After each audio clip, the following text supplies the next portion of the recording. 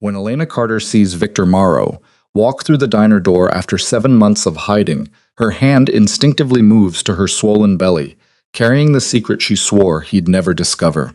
But the moment their eyes meet across the fluorescent lit room, she knows. Her carefully constructed disappearance means nothing anymore. The most dangerous man she's ever loved has found her, and he's already staring at the unmistakable evidence of what she's been hiding. The overhead lights in Rosie's diner hummed with that particular frequency that vibrated somewhere behind Elena Carter's temples. It was a low, persistent buzz that had become the soundtrack to her exhaustion. She'd been on her feet for 6 hours straight.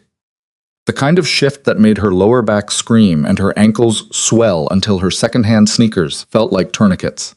But she couldn't afford to complain. She couldn't afford anything, really, except to keep moving. 7 months pregnant and invisible. That was Elena's strategy. She'd perfected the art of being nobody, of blending into the background so completely that customers looked right through her when they ordered their coffee and pie. It was safer that way. Safer than the life she'd left behind. The dinner rush had finally thinned to just a handful of stragglers. There was a trucker nursing his third cup of coffee at the counter, a young couple sharing a milkshake in the corner booth, and old Mr. Henderson, who came in every Thursday for the meatloaf special. Elena moved through her section with mechanical efficiency, clearing plates, refilling drinks, and smiling, just enough to earn decent tips, but not enough to invite conversation. Her hands were deep in soapy water at the service station when she heard it, the bright chime of the entrance bell. She didn't look up. She'd learned not to. In 7 months of working at Rosie's, she'd trained herself to anticipate every sound without reacting, to maintain her camouflage through pure discipline. But something made her pause.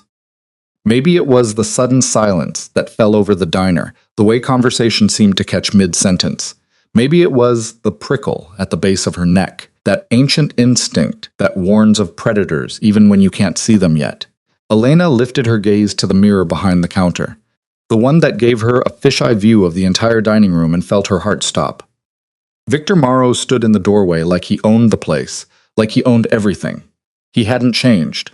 Not really. The same dark hair swept back from a face that looked carved from granite and shadows. The same immaculate suit that probably cost more than she'd make in a year. The same presence that made the air feel heavier, denser, charged with something dangerous and electric. But it was his eyes that destroyed her. Those ice blue eyes that had once looked at her like she was the only thing in the world that mattered. Eyes that had consumed her completely, possessed her, promised her everything, and delivered only beautiful devastation. Those eyes found hers in the mirror and held.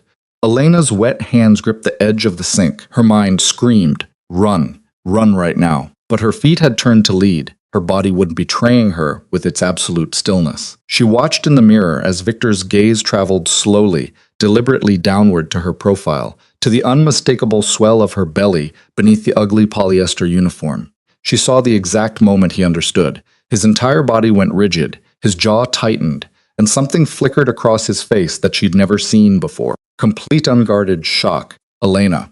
His voice cut through the diner like a blade through silk. Every head turned. The trucker's coffee cup paused halfway to his lips. The young couple stopped mid-giggle. Even Rosie, flipping burgers in the kitchen, went quiet. Elena forced herself to turn to face him directly. Even though every instinct screamed to bolt, she raised her chin, a gesture of defiance that felt hollow when her hands were shaking. "You need to leave. We need to talk." Victor moved forward and the diner seemed to shrink around him. He didn't walk, he prowled. Each step measured, controlled, inevitable. "No." She held up one trembling hand. "I don't need anything from you. I don't want anything from you." He stopped 3 feet away, close enough that she could smell his cologne, something dark and expensive that triggered 1,000 memories she'd been trying to bury. His gaze dropped to her belly again, and when it rose to her face, there was steel in those blue eyes. "How far along?" "None of your business. How far along?" The command in his voice made her spine stiffen. She'd forgotten this, how he could make the air itself obey him, how his will could become gravity, pulling everything into his orbit. 7 months. She watched him do the math, watched understanding settle over his features like frost. "You ran when you found out." It wasn't a question. Elena wrapped one arm around her middle protectively. "I left because I had to. You left because you were afraid." He took another step closer. Of me? Of what you are, she corrected, her voice dropping to a whisper that somehow felt louder than shouting. Of what you do? Of the world you live in? The one where people disappear and nobody asks questions. Where money and power solve every problem except the ones they create. I couldn't raise a child in that darkness, Victor. I wouldn't. Something dangerous flashed across his face. So, you chose this instead? He gestured at the diner, at her stained uniform, at the fluorescent lighting that turned everything the color of old bones. You chose poverty and grease stains, and standing on your feet for minimum wage while carrying my child. I chose safety, she shot back. I chose a life where I don't wake up, wondering if the man I love will come home or end up in a morgue. I chose normal. There is nothing normal about you being here. His voice had gone quiet, which was worse than the command. The quiet was when Victor was most dangerous. There is nothing normal about you hiding from me, depriving me of. He cut himself off, jaw working. Of what? Elena challenged. Of your heir, your property. Is that what this baby is to you? His eyes blazed. That baby is mine. This baby is mine, she corrected, her hand moving protectively to her belly. I'm the one who's been throwing up every morning. I'm the one whose feet don't fit in shoes anymore. I'm the one who will be there every single day, Victor. Not flying to God knows where for God knows what. Not disappearing for weeks at a time while I wait and wonder and pretend not to see the blood on your cuffs when you finally come home. Elena said, no. She shook her head, feeling tears burn behind her eyes, but refusing to let them fall. You don't get to do this. You don't get to walk back into my life and our life, he interrupted. You're carrying my child. That makes it our life whether you accept it or not. Miss Carter. Rosie had emerged from the kitchen, wiping her hands on her apron. She was a tough woman in her 60s, with iron gray hair and eyes that had seen too much to be easily fooled. Everything okay out here? Elena opened her mouth, but Victor spoke first. We're just having a conversation. Looks like more than a conversation to me. Rosie planted herself beside Elena, a protective gesture that would have been touching if it wasn't so futile. If the lady wants you to leave, mister, you leave. I don't care how expensive that suit is. Victor's gaze shifted to Rosie, and Elena saw something she'd seen before. The moment when he assessed whether someone was a threat or an obstacle. The calculation that happened behind those ice blue eyes, cold and fast and merciless. But then something unexpected happened. He inclined his head slightly, not quite a bow but an acknowledgement. I apologize for disturbing your establishment, but I'm not leaving without Elena. Like hell, you're not. It's okay, Rosie. Elena touched the older woman's arm, even though her own hand was shaking. I'll talk to him. Just give us a minute. Rosie looked skeptical, but after a long moment she nodded. I'll be right over there. You holler if you need me. She shot Victor a warning look that would have been intimidating if he wasn't the most dangerous person in the room, by several orders of magnitude. When they were relatively alone again, Elena took a breath. You can't just show up here, and I can and I have. Victor's voice was quiet but absolute. Do you have any idea what the last 7 months have been like? Knowing you were gone, not knowing where you were, if you were safe, if you were alive. You could have found me anytime you wanted, Elena said. Don't pretend you couldn't. I gave you space, he replied, and there was something raw in his voice now. I thought you needed time. I thought you'd come back when you were ready, but you weren't coming back, were you? You were going to let me believe you were just gone. Guilt twisted in Elena's chest. I left you a note. I can't do this anymore. Victor quoted from memory, his voice hard. 4 words. After 2 years together, you gave me 4 words and disappeared. What did you want me to say? Elena's voice cracked. That I loved you too much to watch you destroy yourself. That every time you walked out the door, I held my breath until you came home. That I couldn't sleep because I was too busy imagining all the ways you might die. I wanted you to trust me, he said quietly. I wanted you to believe that I would protect you, that I would always protect you. You can't protect me from what you are, Victor. Elena's hand moved to her belly again, an unconscious gesture, and I won't let you pull our child into that world. Our child, he seized on the words. Say it again. She closed her eyes. Don't do this. Say it, Elena. Admit that this baby, this life you're carrying, is mine as much as yours. Biologically, yes, she whispered, but biology doesn't make you a father.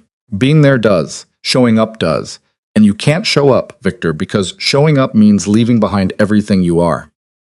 Your business, your empire, you're done. Her eyes snapped open. What? Done? He repeated, his gaze burning into hers. If that's what it takes, I'll walk away from all of it today. Right now, every deal, every territory, every alliance.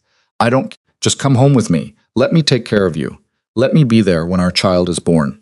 Elena stared at him, searching for the lie. She'd seen Victor negotiate before, seen him say whatever necessary to get what he wanted, to close the deal, to win. But this wasn't his negotiation face. This was something else entirely. This was desperation. You don't mean that, she said finally. Try me. He reached for her hand and she was too shocked to pull away. His fingers closed around hers. Warm, solid, real. I've spent 7 months in hell, Elena. 7 months not knowing where you were, if you were safe, if someone had his jaw clenched. Every day I woke up and made a choice not to burn the world down looking for you. Do you know how hard that was? Then why didn't you? She challenged. Why give me space if you were so desperate to find me? His thumb traced over her knuckles, a gesture so tender it made her chest ache. Because I was trying to be what you needed instead of what I am. But I'm done trying, Elena. I'm done pretending I can just let you go. You're mine. That baby is mine, and I'm taking you both home where you belong. You can't just watch me. The certainty in his voice should have terrified her, should have sent her running. But instead, exhaustion crashed over Elena like a wave. She was so tired, tired of being scared, of being alone, of pretending she could do this by herself. Tired of lying awake at night, wondering if she'd made the right choice. If her pride was worth the price her child might pay. I can't go back to how things were, she whispered. Then we'll make something new. Victor's other hand came up to cup her face, and she hated how good it felt, how right. Whatever you need, Elena, however you need it, just don't ask me to walk away from you again. Don't ask me to abandon my child, Victor. The bell over the door chimed again. Elena's gaze flickered past Victor's shoulder, and her blood turned to ice. 3 men had entered the diner. They weren't customers. That much was immediately clear. They moved with the same predatory grace as Victor, the same coiled readiness, and they were looking directly at him. Victor went rigid. Stay behind me. What's happening? Elena tried to pull away, but his grip tightened. Marcus, Victor said, his voice carrying across the diner. I'm a little busy here. The lead man, Marcus, apparently, was tall and broad-shouldered with a scar cutting through his left eyebrow. He stopped about 10 feet away, his hands visible, but positioned close to his jacket. We have a situation. It can wait. No, boss. Marcus' gaze flicked to Elena, then back to Victor. It really can't. Elena saw something pass between them. Some wordless communication that made Victor's jaw tighten and his eyes go cold. This was the Victor she'd run from, the one who could shut down every human emotion and become something else entirely. Elena, go to the back. Victor's voice was calm, controlled, absolutely terrifying in its steadiness. What? No, I'm not. Please. He looked at her, and for just a second she saw the man beneath the ice. Please, just trust me. Go to the back with Rosie and stay there until I come get you. Victor, what's going on? Business, he said flatly. The kind you left me to avoid. Now go. Pride made her want to argue, but the baby kicked hard against her ribs, a reminder of what was at stake. Elena backed toward the kitchen, her eyes never leaving Victor's face. She saw the moment he shifted completely, saw the walls slam down, the shutters close. When he turned back to Marcus, he wasn't the man who'd held her hand and begged her to come home. He was something else. He was Victor Morrow, and he was dangerous. Talk, he ordered Marcus. Constantine made his move, Marcus said grimly. Took out 3 of our warehouses in the last hour, burned them to the ground, and he left a message. Victor's expression didn't change, but the temperature in the room seemed to drop 10 degrees. What message? He knows about her. Marcus's gaze cut to Elena again. About the baby? Says if you don't negotiate, he'll handle it himself. The world tilted. Elena's hand shot out to steady herself against the wall, but her knees had turned to water. This was exactly what she'd been afraid of, exactly why she'd run. The moment she became a weapon someone could use against Victor, she became a target. Their child became a target. Get her out of here, Victor said, his voice like stone. Now full detail. Take her to the safe house on. I'm not going anywhere with your men, Elena cut in, finding her voice despite the fear clawing up her throat. I'm not getting dragged into your war, Victor. He turned to face her, and the look in his eyes made her breath catch. You were always in my war, Elena. The moment I fell in love with you, you became the thing I'd burn the world to protect. And the moment you got pregnant with my child, you became the thing every enemy would use to destroy me. Then let me go, she pleaded. Let me disappear again. I'm good at it. I can know. The word was final, absolute. Constantine already knows about you, which means running won't save you anymore. The only thing that will save you is me. Marcus shifted uncomfortably. Boss, we need to move now. Elena saw the decision crystallize behind Victor's eyes, saw him weigh every option, calculate every risk, and come to the only conclusion that mattered to him. He was taking her whether she wanted to go or not. I'm sorry, he said quietly, and he actually sounded like he meant it. Then he turned to Marcus. Bring the car around. Full security detail. I want eyes on every approach. Victor, please. You can hate me later, he said, already moving toward her. Right now, you're getting somewhere safe if I have to carry you there myself. You can't just kidnap me. Watch me. He was beside her in 3 strides, his hand closing around her elbow with firm but careful pressure. Elena tried to pull away, but pregnancy had stolen her balance along with her energy. She stumbled, and Victor caught her against his chest. For a moment, they stood frozen, his arms around her, her hands pressed against his shirt, their baby between them kicking, as if in protest. I won't let anything happen to you, Victor said against her hair. I swear it on my life, Elena. Nothing will touch you or our child, even if it means starting a war to keep you safe. That's exactly what I'm afraid of, she whispered. Then be afraid, he said simply. But be afraid somewhere secure. Be afraid where I can protect you. Rosie had emerged from the kitchen, her eyes wide. Elena, you want me to call the cops? Elena almost laughed. The cops couldn't stop Victor Morrow any more than they could stop a hurricane. No, it's okay, Rosie. The hell it is. I'll be fine. Elena met the older woman's eyes, trying to communicate something. Gratitude, maybe? Or goodbye, thank you. You for everything. Then Victor was guiding her toward the door, his body angled to keep himself between her and any potential threat. Marcus and his men had already secured the parking lot, forming a protective perimeter around a black SUV that looked armored enough to survive a missile strike. The night air hit Elena's face, cool and sharp after the greasy warmth of the diner. She'd walked into Rosie's 7 hours ago as one person, anonymous, invisible, safe in her obscurity. She was leaving as someone else entirely. She was leaving as Victor Morrow's woman, as the mother of his child, as the target every enemy would come for to bring him to his knees, as the one thing in the world he couldn't afford to lose. Victor handed her into the SUV with surprising gentleness, his hand supporting her lower back as she maneuvered her pregnant bulk into the seat. The interior smelled like leather and gun oil, familiar scents that triggered muscle memory she'd tried to forget. He slid in beside her, immediately fastening her seatbelt with the kind of care that made her throat tight. Marcus took the front passenger seat while another man she didn't recognize climbed behind the wheel. Where are we going? Elena asked as the vehicle pulled smoothly into traffic. Somewhere secure. Victor's hand found hers in the darkness, his thumb tracing circles over her palm. Somewhere Constantine and his people will never find you. Your penthouse?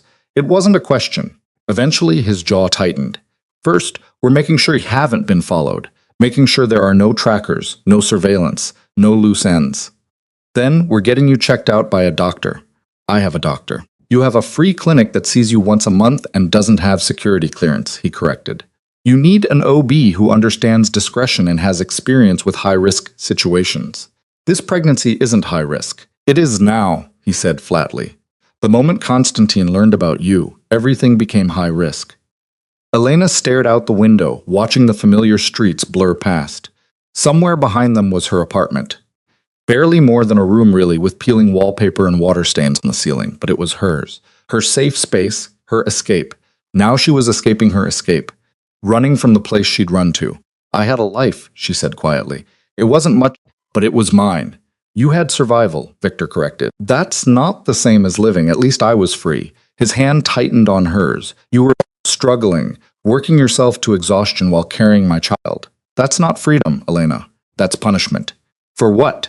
For loving me, he said simply, and the raw honesty in his voice made her eyes burn. For choosing me despite knowing what I am. You punished yourself by leaving because you thought it was the right thing to do, but all you did was make us both suffer. And what happens now? Elena turned to face him, searching his eyes in the dim light filtering through tinted windows. You put me in a gilded cage, surround me with guards, and tell me it's for my protection. I've seen how this story ends, Victor. I won't be your prisoner. You'll be my partner, he said. My equal, the mother of my child, and the woman I. He cut himself off, jaw working. Say it, she challenged. If you're going to upend my entire life, at least have the courage to say it. I love you. The words came out rough, like they'd been scraped over broken glass. I've loved you since the moment you looked at me, like I was just a man instead of a monster. I loved you when you left, even though it destroyed me. And I love you now, even though you're looking at me like I'm your enemy instead of the only person in the world who would die to keep you safe. Lena felt tears spill over, hot and fast. Love isn't supposed to feel like this. Maybe not, Victor agreed. But it's all I know how to give you. The SUV turned onto a private road heading toward the glittering skyline of the city's financial district, toward wealth and power and all the trappings of Victor's world, toward everything Elena had run from. But as the baby kicked again, strong, insistent, real, she realized something she'd been avoiding for 7 months. She couldn't run anymore. Not from Victor, not from his world, not from the truth that their child deserved more than her fear and his absence. Their baby deserved both of them together. Even if together meant danger, if togetherness meant stepping back into the darkness she'd been trying to escape. I need rules, Elena said finally. If I'm doing this, if I'm letting you back in, there have to be rules. Victor's expression didn't change, but she felt the shift in him, the hope carefully contained. Name them. No lies, she said, about anything. I don't care how ugly the truth is. I need to know what's happening. Agreed. The baby comes first, always. Every decision, every risk, our child's safety is the priority. Absolutely. And I gotta say, she held his gaze. In everything, security measures, doctors, where we live, how we raise our child. I'm not a bystander in my own life, Victor. I won't be managed. You never were, he said quietly. That's why I fell in love with you. The SUV pulled into an underground parking garage, descending several levels into what looked like a private bunker. Elena counted security cameras, armed guards, reinforced blast-biz doors. This wasn't just protection. This was a fortress. Welcome home, Victor said as the vehicle stopped. For tonight, anyway. Home. The word felt foreign and familiar all at once, like coming back to a place she'd left so long ago she'd forgotten what it felt like to belong. But as Victor helped her out of the SUV, his hands steady on her lower back, his eyes scanning for threats with automatic precision, Elena felt something she hadn't allowed herself to feel in 7 months. She felt safe. Not because the world was any less dangerous. Not because Constantine had suddenly stopped being a threat, but because Victor Morrow, the most dangerous man he'd ever known, had made her safety his singular purpose. And she believed him. God help her. She believed him. The elevator ride up to the penthouse was silent, except for the quiet hum of machinery and Elena's labored breathing. Pregnancy had turned simple tasks like standing into endurance tests. Victor noticed, of course. He noticed everything and positioned himself so she could lean against him without making it obvious she needed the support. The doors opened onto a space Elena remembered in painful detail. Floor-to-ceiling windows overlooking the city. Minimalist furniture that probably cost more than most people's cars. Art on the walls that was definitely original and definitely priceless. But something was different. The coldness was gone. The sterile perfection that had always made her feel like a visitor in a museum had been replaced by something warmer, more lived in. There were books on the coffee table, actual books, not decorator pieces. A blanket thrown over the back of the couch, small signs that someone had been living here instead of just existing. I changed things, Victor said, watching her take in the space. After you left, I couldn't stand how empty it felt. Elena ran her hand along the back of the couch, feeling the soft fabric. It's nicer. It's still not a home, he admitted. Not without you. Before she could respond, a door opened and a woman emerged. Petite professional, carrying a medical bag. Mr. Morrow, this is the patient, Dr. Sarah Chen. This is Elena Carter. Victor made the introduction smoothly. Dr. Chen is one of the best OB-GYNs in the city, and she's been fully briefed on the security situation. Elena stiffened. You called a doctor before I even agreed to come here. I called a doctor the moment I found you, Victor said unapologetically. 7 months pregnant, and I don't know anything about your health, the baby's development, whether there have been complications. Yes, Elena. I called a doctor. Dr. Chen stepped forward with a warm smile. Why don't we start with a basic exam just to establish a baseline and make sure both you and the baby are doing well? I had a checkup 2 weeks ago, Elena protested, even as exhaustion made her sway slightly. Everything was fine. Then this will be quick, Dr. Chen said smoothly. Mr. Morrow has set up a comfortable room for the examination. If you'll follow me, Elena wanted to argue, wanted to assert some kind of control over a situation that was spiraling further from her grasp by the second, but her feet hurt, her back ached, and the baby was doing gymnastics against her ribs. "Fine," she said, but Victor doesn't come in. He looked like he wanted to argue, but Dr. Chen touched his arm. "Why don't you give us 30 minutes? I'll come find you after the exam." Victor's jaw tightened, but he nodded. His eyes met Elena's. "I'll be right outside if you need me." "I won't," she said, hating how the words felt like a lie. The examination room was actually a converted bedroom, beautifully appointed with medical equipment that looked state-of-the-art, positioned discreetly around a comfortable exam table. Dr. Chen worked with efficient professionalism, checking Elena's vital signs, measuring her belly, listening to the baby's heartbeat with a Doppler that filled the room with the rapid flutter of new life. "Everything looks good," Dr. Chen said, finally making notes on a tablet. "The baby's heartbeat is strong. Your blood pressure is slightly elevated, but nothing concerning. And based on measurements, I'd estimate you're about 30 weeks along. Does that match your calculations? 30 weeks and 3 days?" Elena confirmed. "And the father?" Dr. Chen asked carefully. "I understand this is a complicated situation, but is he planning to be involved in the pregnancy moving forward?" Elena laughed, the sound sharp and humorless. "Seems like he doesn't plan to give me much choice." Dr. Chen set down her tablet. "Elena, I need to ask you something, and I need you to be honest with me. Do you feel safe here?" The question hung in the air between them. Elena opened her mouth to answer, then closed it again. Did she feel safe? With armed guards in the lobby and security cameras in every hallway, and a man who could probably start a war with a phone call standing just outside the door. "I don't know," she admitted finally. "I feel protected, but I don't know if that's the same thing as safe." Dr. Chen nodded slowly. "The reasons I ask is, I need to know if you're here of your own free will. If you need help, if you need resources to leave, I can provide those confidentially." "He's not abusive," Elena said quickly. "Victor would never. He's not like that." "Abuse takes many forms," Dr. Chen said gently. "Control, isolation, using fear or resources as weapons." "I know what abuse looks like," Elena interrupted. "And this isn't it. Victor is complicated. Dangerous, yes. Controlling, absolutely, but he's not trying to hurt me. He's trying to protect me. There's a difference." "Is there?" Dr. Chen challenged. "Because from where I'm sitting, it looks like he found you working at a diner. Decided you were coming home with him and brought you here whether you wanted to come or not." Elena's hands moved to her belly protectively. "There are people who want to hurt me because of who he is. That part is true. And I don't think I can protect myself and this baby alone anymore. So yes, I came here. Maybe not entirely willingly, but not entirely unwillingly either. It's complicated." Dr. Hirschchen studied her for a long moment, then nodded. "All right, but I'm giving you my personal number. If you ever need anything, medical care, someone to talk to, resources, you call me. Day or night. Understood?" "Understood," Elena whispered.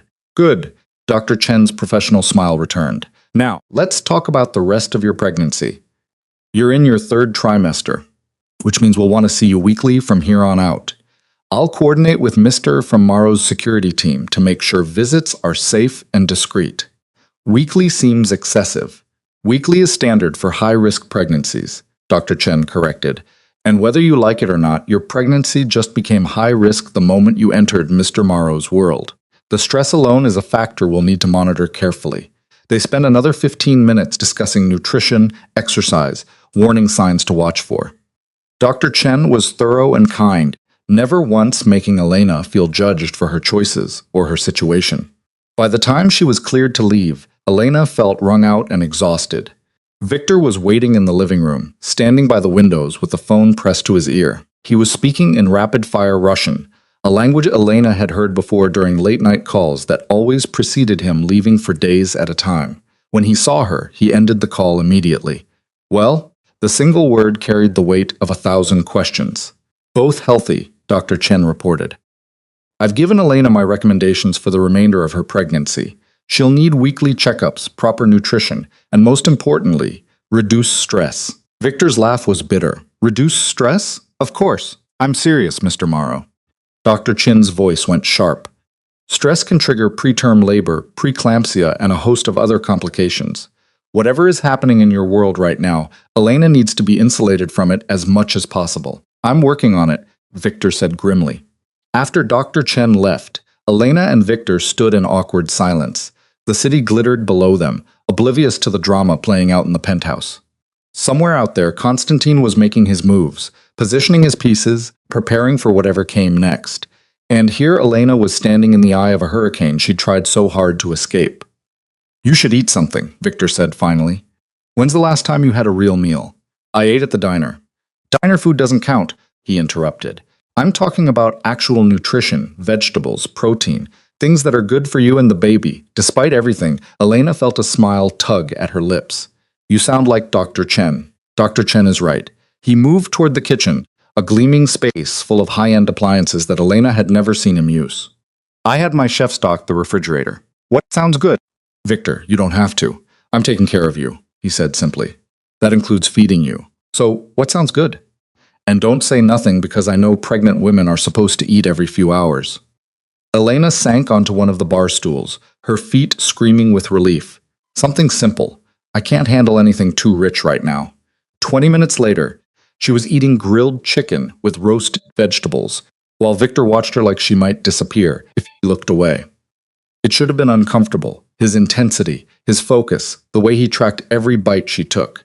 But instead, it felt almost normal. "This is good," she admitted. "The chef will be pleased."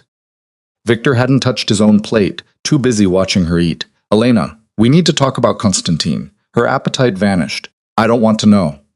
"You need to know," he corrected. "You said no lies, remember? That includes the dangerous truths." Elena set down her fork.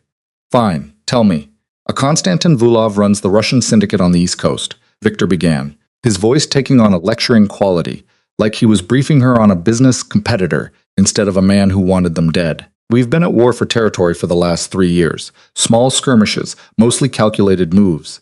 But 6 months ago, he lost his son in a deal that went bad." "Your deal?" Elena guessed. "My deal," Victor confirmed. "His son was reckless, stupid, tried to double-cross me. I didn't kill him. He got himself killed.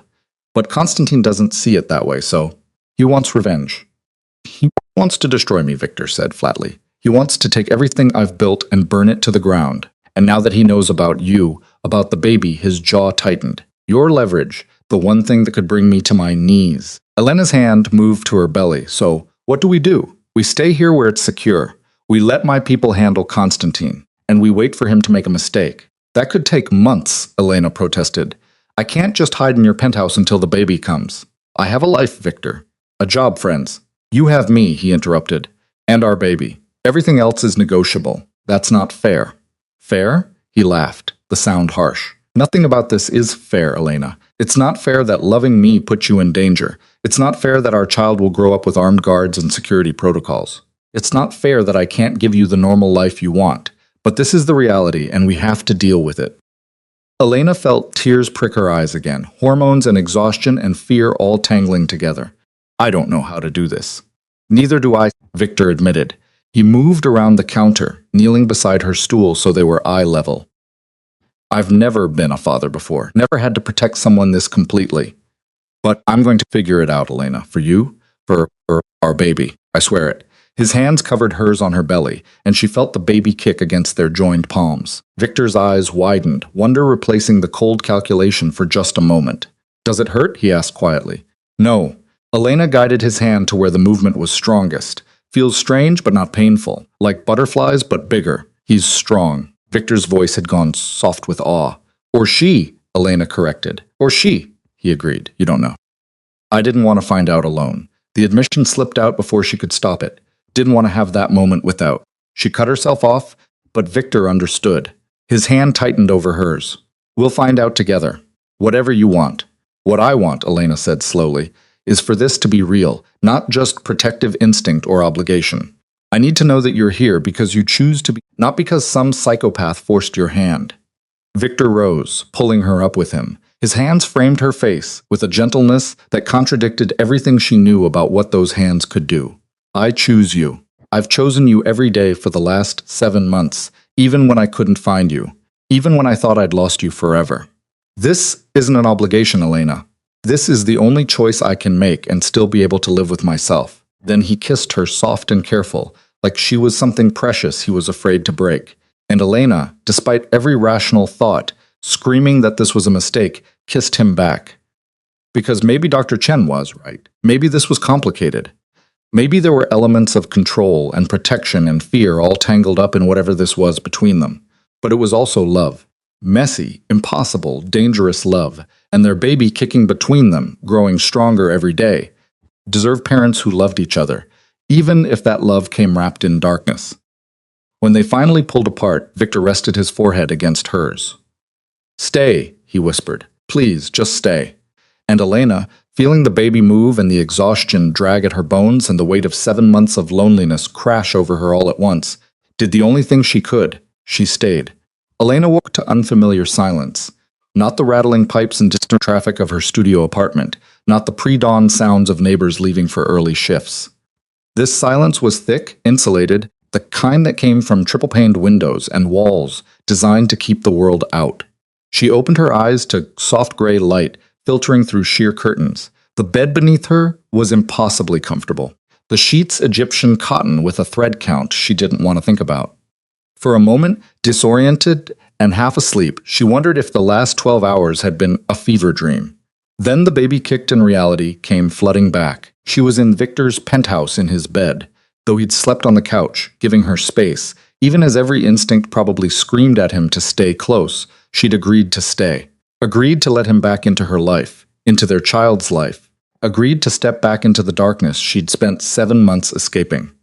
Elena sat up carefully, her body protesting the movement. Pregnancy had turned her into someone who moved like she was underwater, slow, deliberate, aware of the weight she carried. She found a robe laid out at the foot of the bed, soft cashmere that probably cost more than a month's rent at her old place. The penthouse was quiet as she made her way to the living room. Morning sun painted the city in gold and shadow, the skyline sharp and clean against a cloudless sky. It was beautiful in a way that felt almost aggressive. All that wealth and power on display, impossible to ignore. Victor stood by the windows, already dressed in dark slacks and a crisp white shirt, phone pressed to his ear. He was speaking in that same clipped Russian from last night, his free hand gesturing sharply as he made some point. When he heard her footsteps, he turned, and the transformation was immediate. The hard edges softened. The cold calculation in his eyes warmed to something almost tender. He ended the call without preamble. "You're awake. How do you feel?"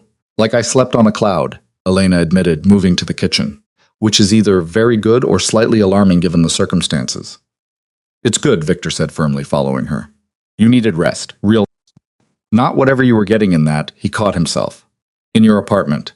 Elena filled a glass with water from the refrigerator, buying time to organize her thoughts. "We need to talk about what happens next." "Agreed." Victor leaned against the counter, giving her space but watching her carefully. "But first, breakfast." Dr. Chen was very specific about regular meals. "Victor, humor me."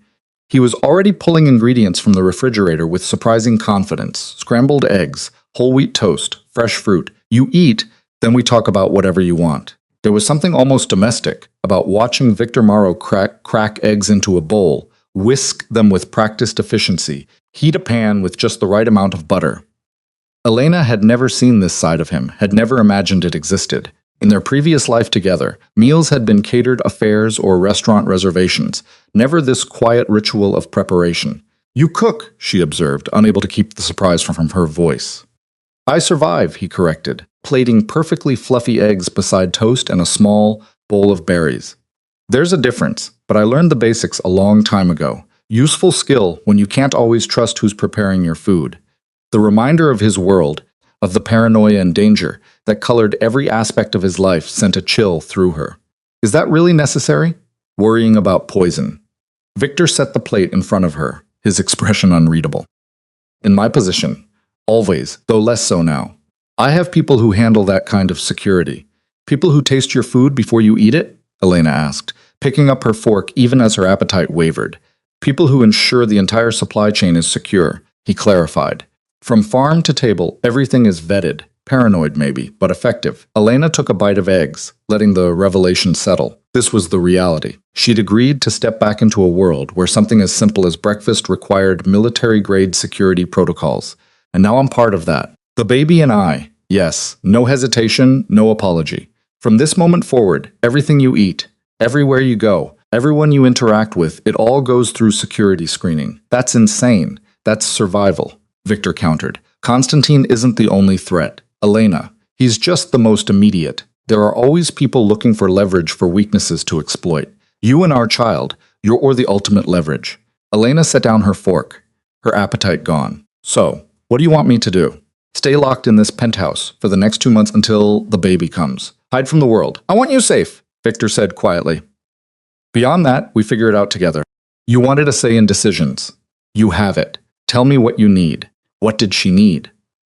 Elena had spent so long focused on basic survival, making rent, buying groceries, getting through each shift, that the question felt almost foreign. But sitting here in Victor's kitchen, eating food he'd made with his own hands, she realized she'd been surviving for so long she'd forgotten what it felt like to actually live.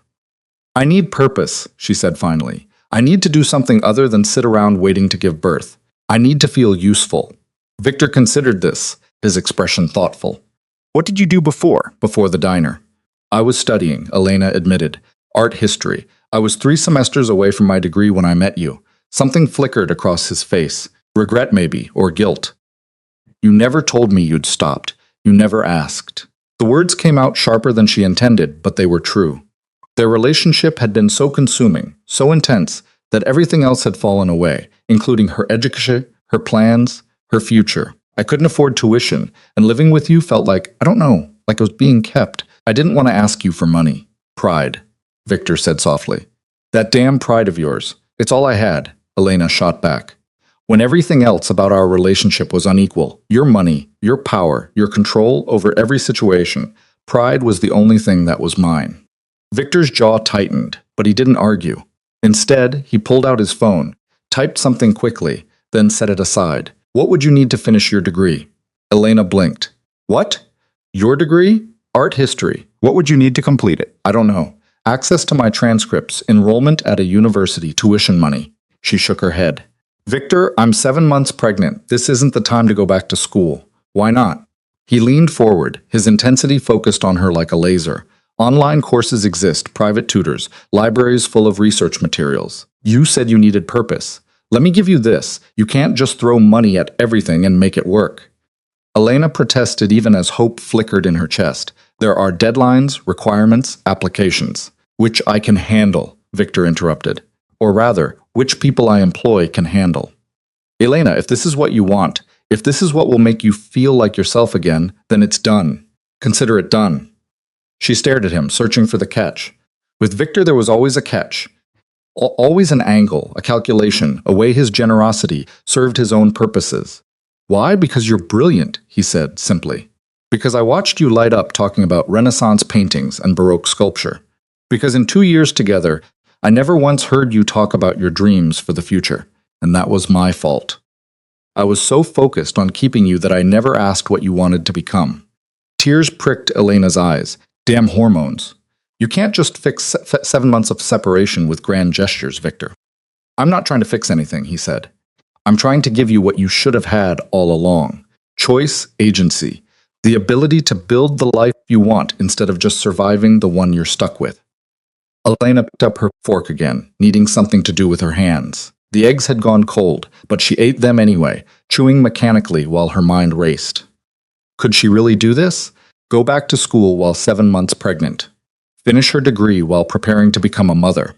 With Victor's resources, maybe with unlimited access to tutors and materials and time that wasn't consumed by working double shifts just to make rent, maybe it was possible.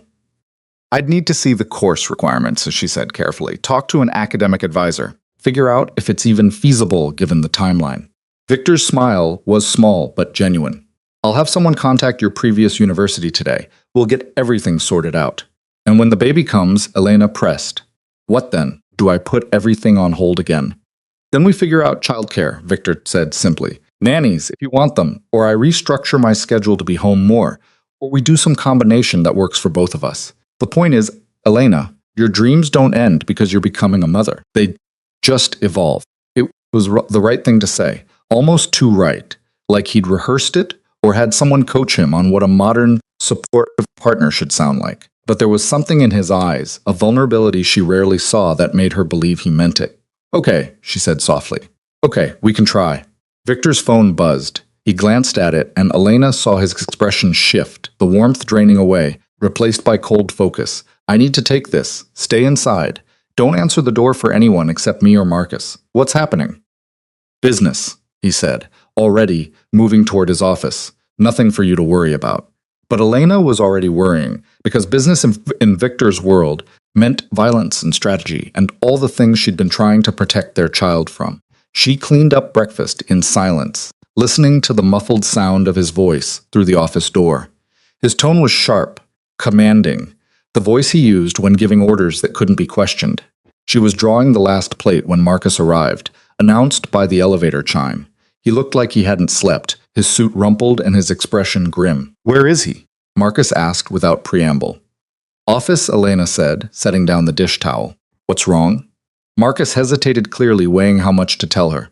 Nothing you need to don't, Elena interrupted. Don't patronize me. If something's happening, I have a right to know. Marcus studied her for a long moment, then nodded slowly. Constantine hit one of our shipments last night. Took out 3 men. Left a message carved into. He stopped himself. Left a message for Victor. Elena's hand moved to her belly protectively. What kind of message? The kind that makes it clear he knows about you, Marcus said bluntly. About the baby. About everything. The office door opened and Victor emerged, his phone still in his hand. He took one look at Marcus and Elena standing together and his expression darkened. What did you tell her? What she had a right to know? Marcus said evenly. Sir, we need to move on this now. Every hour we wait. I'm aware of the timeline. Victor cut in. Elena, go back to the bedroom, please. No. She crossed her arms, even though the gesture felt ridiculous given her pregnant belly. You promised no lies. That includes hiding things from me when they involve my safety. Victor's jaw clenched, but he didn't argue. Instead, he gestured to the living room. Fine, sit down, both of you. Liza settled onto the couch while Marcus remained standing, his posture military straight. Victor paced in front of the windows, his movements restless and controlled at the same time. Constantine is escalating, Victor said finally. Last night's hit wasn't about territory or money, it was about sending a message. He wants a meeting. A trap, Marcus said immediately. Obviously, Victor agreed, but also an opportunity to do what, Elena asked. Get yourself killed. Victor turned to face her, and the cold calculation in his eyes made her shiver, to end this permanently. No. Elena stood up, moving closer despite every instinct that said to keep distance between herself and the darkness in his expression. You are not walking into some kind of ambush. Our baby needs a father, Victor. A living father. Which is exactly why I need to handle Constantine. He said, as long as he's a threat, you and our child will never be safe. Every moment, every day, you'll be looking over your shoulder, wondering when he'll make his move. So, let someone else handle it, Elena pleaded. You have people, resources. This is personal now, Victor interrupted. The moment he threatened you, it became personal, and personal threats don't get delegated. Marcus shifted uncomfortably. Boss, she has a point.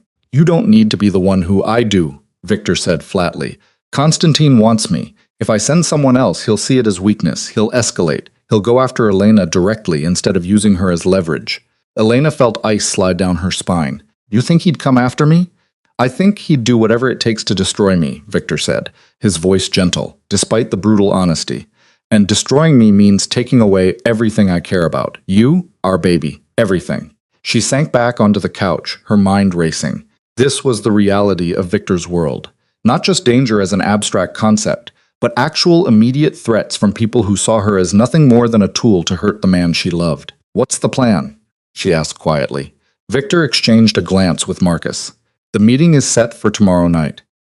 Neutral territory, limited security on both sides. We go in, we negotiate. You don't negotiate with Constantine, Marcus said grimly. You know that he wants blood. Then we give him blood, Victor said simply. Just not ours.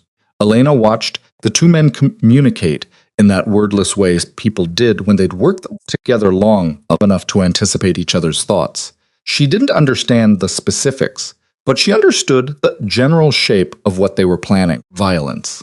Strategic, calculated violence. I don't want you to become a monster for me, Elena said softly. Victor crossed to her, kneeling in front of the couch so they were eye level. I've always been a monster, Elena. You just saw the parts of me I kept hidden. But this protecting you, protecting our child, this is the one good thing I can do with what I am. There has to be another way. There isn't. He took her hands in his grip firm but gentle. I've been in this world long enough to know how these things end. Constantine won't stop until one of us is dead. I'd rather it be him. Elena wanted to argue, wanted to find some loophole, some alternative that didn't involve Victor walking into danger. But she'd known when she agreed to stay what she was signing up for. Had known that loving Victor Morrow meant accepting all of him, including the parts that solved problems with violence. "Promise me you'll be careful," she whispered. "Always." He pressed a kiss to her forehead. "Marcus, start preparations, full security detail. I want every contingency covered." Marcus nodded and headed for the elevator, leaving Elena and Victor alone in the too quiet penthouse. "What do I do?" Elena asked, "while you're out there risking your life?" "What am I supposed to do?" "You stay here," Victor said. "You stay safe. You take care of yourself and our baby. That's all I need you to do." It felt inadequate, passive, like she was just a prize to be protected while men fought over her. But what choice did she have? She couldn't fight Constantine. Couldn't protect herself against trained killers. She could only trust that Victor knew what he was doing, that he'd come back. The rest of the day passed in strange suspension. Victor spent hours in his office making calls and reviewing documents Marcus delivered via courier. Elena tried to distract herself with television, with books, with anything that would quiet the anxiety churning in her gut, but everything felt hollow. By evening, she'd given up pretending she was fine. She stood by the windows, watching the city light up as the sun set, and felt the baby move restlessly inside her. "He can feel your stress," Victor said from behind her. She hadn't heard him approach, but she wasn't surprised. He moved like a predator when he wanted to. Silent, controlled. Elena corrected automatically. "And yes, probably, Dr. Chen said stress is bad for the baby. Then we need to reduce your stress." Victor's hands settled on her shoulders, his thumbs working at the knots of tension in her muscles. "Talk to me. What would help?" "You not going to this meeting would help," Elena said. "But since that's not an option, I don't know. Maybe just be here now instead of planning and strategizing and preparing for tomorrow." Victor was quiet for a moment, then his hands stilled. "Come with me." He led her to the master bedroom, the one she'd slept in last night, but hadn't really looked at. Now she noticed details she'd missed. The photographs on the dresser, all of her. Candid shots from their time together. Moments she hadn't known he'd captured. Her laughing at some restaurant, reading in his study, asleep in this very bed. Morning light painting her face. "You kept these," she whispered. "I kept everything," Victor admitted. "Your coffee mug in the kitchen, your favorite blanket, the books you were reading. I couldn't make myself put them away. It felt too much like admitting you weren't coming back." Elena picked up one of the frames, a photo of them together at some charity gala.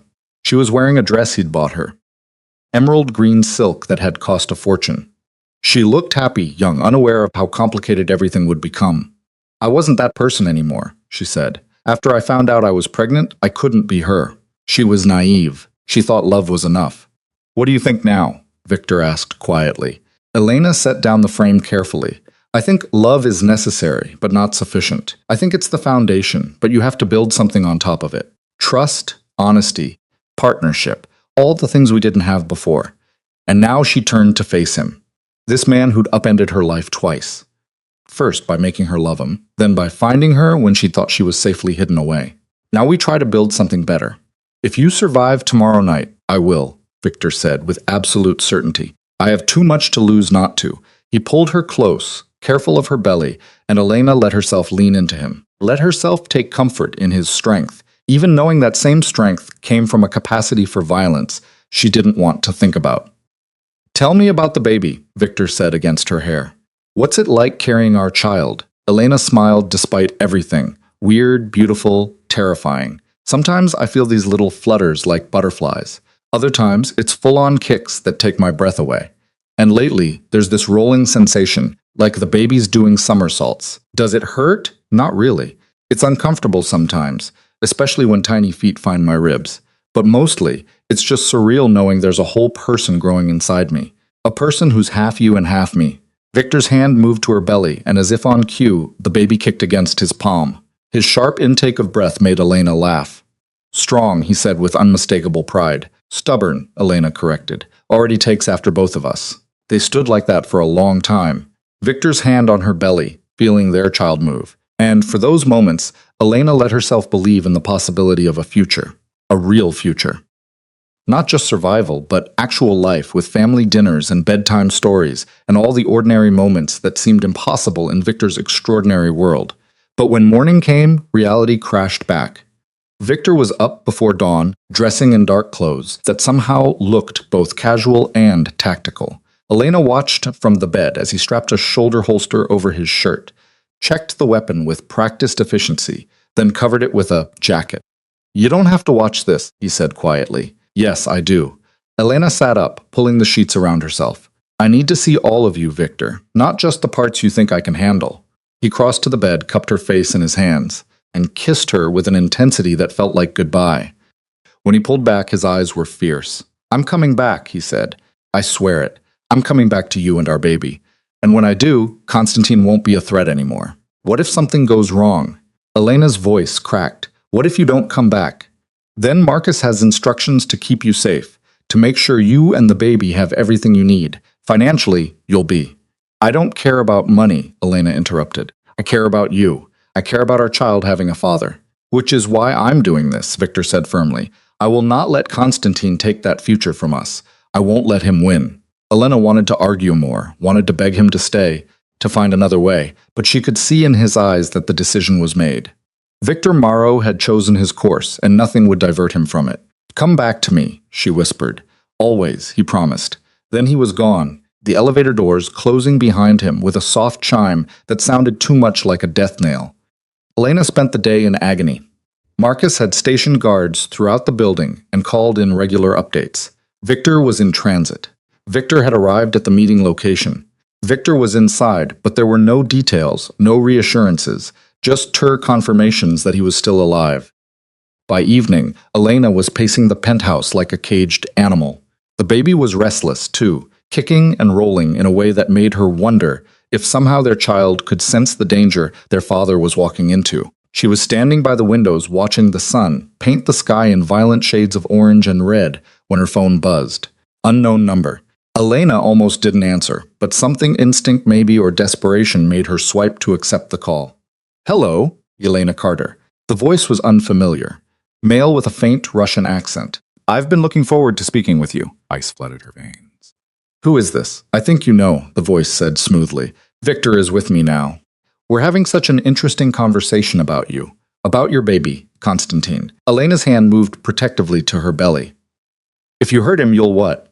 Constantine laughed, the sound cold and amused. "You're 7 months pregnant and hiding in a tower. You have no power here, Elena, no leverage. You're just a woman who made the mistake of loving a very dangerous man. What do you want?" Elena forced herself to keep her voice steady even as panic clawed at her throat. "I want Victor Morrow to suffer," Constantine said simply. "I want him to know what it feels like to lose everything. And you, my dear, you're how I make that happen." The line went dead. Elena stood frozen, the phone still pressed to her ear, her mind racing. Constantine had Victor, which meant the meeting had been a trap after all, and Victor had walked right into it. She called Marcus immediately. "Constantine just called me. He has Victor." There was a pause. Then Marcus' voice came through tight with controlled fury. "That's not possible. I have eyes on the meeting location. Victor's inside, but he's cut off. Hold on." Elena waited, her heart hammering so hard she thought it might break through her ribs. The baby kicked frantically, as if sensing her terror. "Miss Carter." Marcus's voice was different now. Harder. "I need you to stay exactly where you are. Don't move. Don't answer the door. Don't shh." An explosion shattered the night. Even from 40 floors up, Elena heard it. A deep concussive boom that rattled the windows. She ran to the glass, looking down at the city, and saw smoke rising from somewhere in the financial district. "Marcus," she said into the phone. "Marcus, what was that?" But the line was dead. Elena tried calling back, tried Victor's number, tried everyone she could think of, but all she got was silence or voicemail or nothing at all. And then, as she stood at the window, watching smoke billow into the darkening sky, she felt it. A sharp, sudden pain low in her abdomen. Not the baby kicking, something else entirely. Something wrong. Another contraction came harder this time, and Elena gasped. Too early. It was too early. She wasn't due for another 2 months. But her body didn't care about timelines or medical projections. Another contraction hit, and with it came wetness, her water breaking, soaking through her clothes and pooling at her feet. "No," Elena whispered. "No, no, no. Not now. Not like this. She grabbed her phone with shaking hands, managed to dial 911. The operator's voice was calm, professional, asking questions Elena could barely process through the panic and pain. "I'm in labor," she managed. 7 months pregnant. My water just broke. I need another contraction cut off her words. The operator was saying something about staying calm, about help being on the way, but Elena couldn't focus. All she could think about was Victor somewhere in the city, possibly dead in that explosion, and their baby trying to be born too soon, too small into a world of violence and chaos. The elevator chimed. Elena's head snapped up. Marcus burst through the doors, his face streaked with soot and blood, his expression wild. "We need to get you out of here," he said, already moving toward her. "Now Constantine's people are." He stopped, taking in her wet clothes the way she was doubled over. "Elena, the baby's coming," she gasped. "Marcus, the baby's coming, and I don't know where Victor is. And he's alive," Marcus said quickly, pulling out his phone. "Injured, but alive. We got him out before the building collapsed. He's being treated now." Relief and terror wared in Elena's chest. "I need to see him. You need a hospital." Marcus interrupted, already calling for backup, "And we need to move fast. Can you walk?" Elena nodded, even though another contraction was building. Marcus supported her weight as they headed for the elevator, his other hand on his weapon, his eyes scanning for threats. The ride down felt endless. Elena counted contractions, trying to remember everything she'd learned in the prenatal classes she'd taken at the free clinic. Breathe through the pain. Stay calm. The baby needed her to stay calm. But calm was impossible when the elevator doors opened onto chaos. The lobby was swarming with armed men. Victor's security team, their weapons drawn, their expressions grim. Marcus guided her through them toward an armored SUV idling at the curb, its doors already open. Hospital. Marcus barked at the driver. "Fastest route, and call ahead. She's in premature labor." Elena was helped into the back seat, Marcus sliding in beside her. As the vehicle pulled away from the building, she caught a glimpse of another SUV pulling up and Victor being helped out, his shirt bloody, his face pale, but alive. Their eyes met through the window for just a second, and in that second, Elena saw everything. His fear, his determination, his absolute refusal to let anything happen to her or their child. Then they were moving, racing through city streets toward the hospital.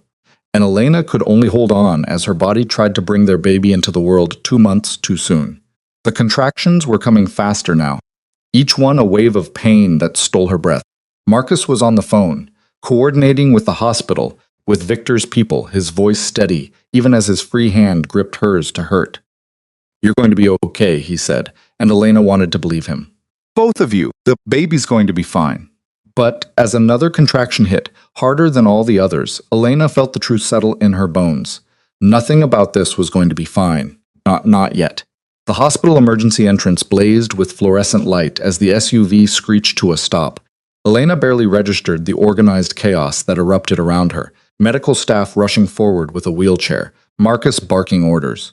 Someone checking her vitals even as they wheeled her through automatic doors that hissed open like mechanical lungs. 30 weeks gestation, she heard Marcus say to a doctor who'd materialized beside them. "Water broke approximately 20 minutes ago. Contractions every 3 to 4 minutes. We need her in labor and delivery immediately," the doctor said, already running alongside the wheelchair. "Has she had any prenatal complications? Previous pregnancies?" First pregnancy, Elena managed between contractions.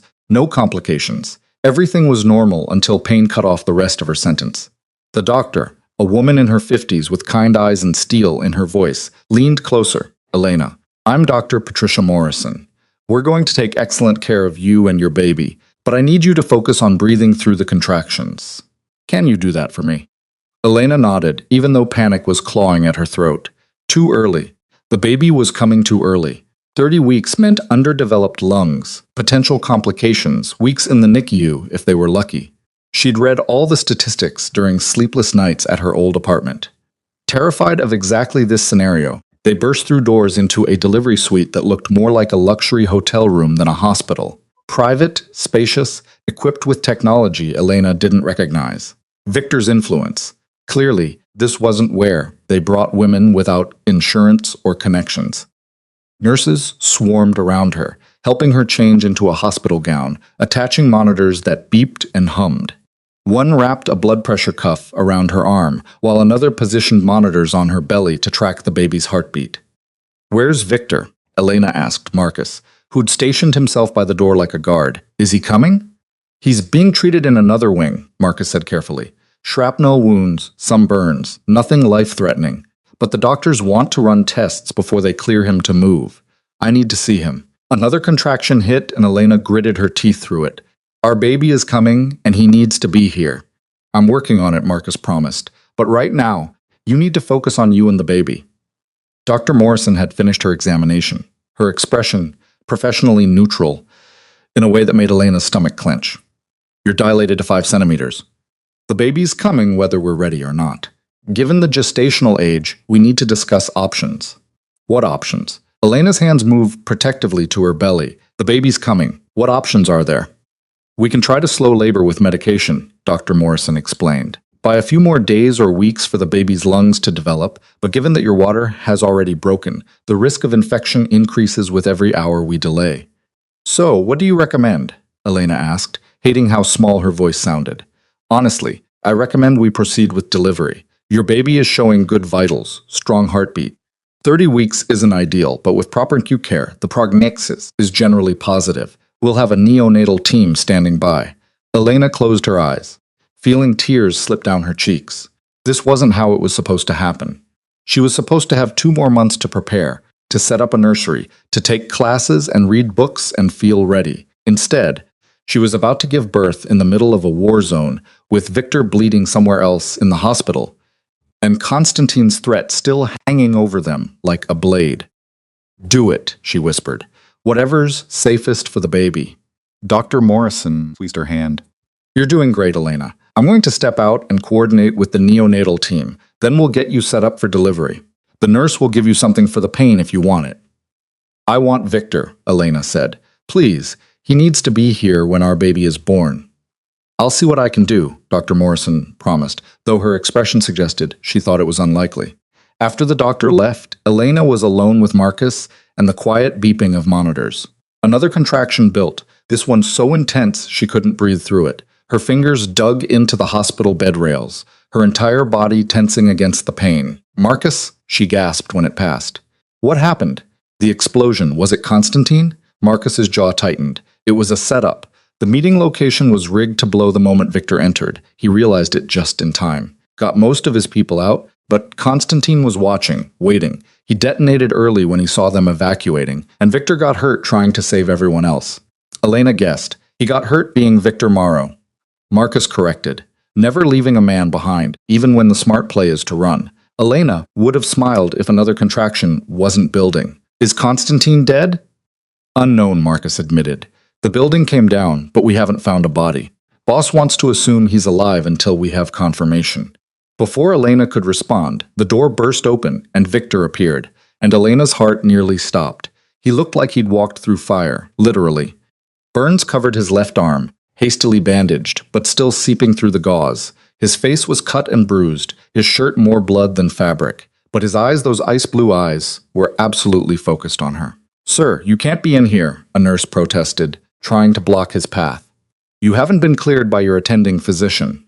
I'm not leaving, Victor said flatly, moving past her to Elena's bedside. His hand found hers, gripped it like a lifeline. I'm staying right here. Dr. Morrison appeared in the doorway, took one look at Victor and sighed. Mr. Morrow, you're supposed to be in post-surgical observation. I'm fine, Victor said, never taking his eyes off Elena. I'm staying with her. You're bleeding through your bandages, Dr. Morrison pointed out. And you probably have a concussion, not to mention the smoke inhalation. I don't care, Victor interrupted. My child is being born. I'm staying. Dr. Morrison looked at Elena, who nodded desperately. Please, I need him here. The doctor studied them both for a long moment, then nodded. Fine, but you sit down before you fall down, Mr. Morrow. And if you pass out during delivery, I'm having you removed. Understood. Victor agreed, though Elena doubted he'd actually leave.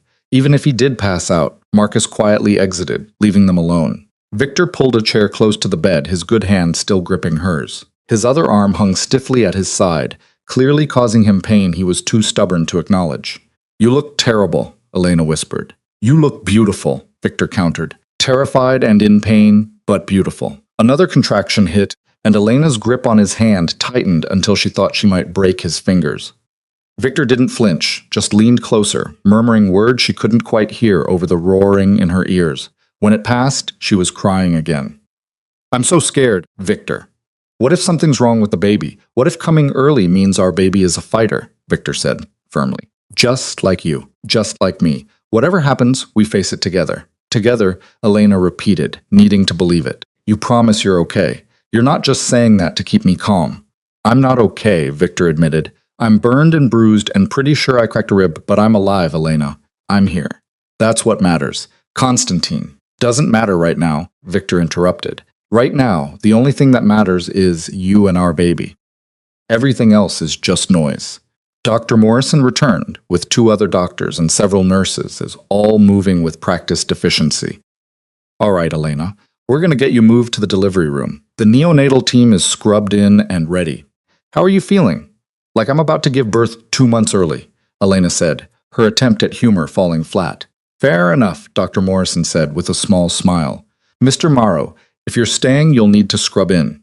Can you manage that with your injuries? Victor was already standing. Just tell me where. 10 minutes later, Elena was in the delivery room, a space that somehow managed to be both sterile and warm, filled with equipment she didn't want to think too hard about. Victor stood beside her in surgical scrubs that didn't quite fit, his bandaged arms stiff, but his eyes alert and focused entirely on her. The contractions were coming faster now, each one a tidal wave of pain that left her gasping. Dr. Morrison checked her progress and nodded with satisfaction. You're at 8 centimeters, she announced. Not long now. How are you doing with the pain? I'm fine. Elena lied through gritted teeth. She's not fine, Victor said quietly. Give her something. I can handle it, Elena protested, even though she wasn't sure that was true. The baby? I don't want anything that might affect the baby. The epidural is perfectly safe, Dr. Morrison assured her.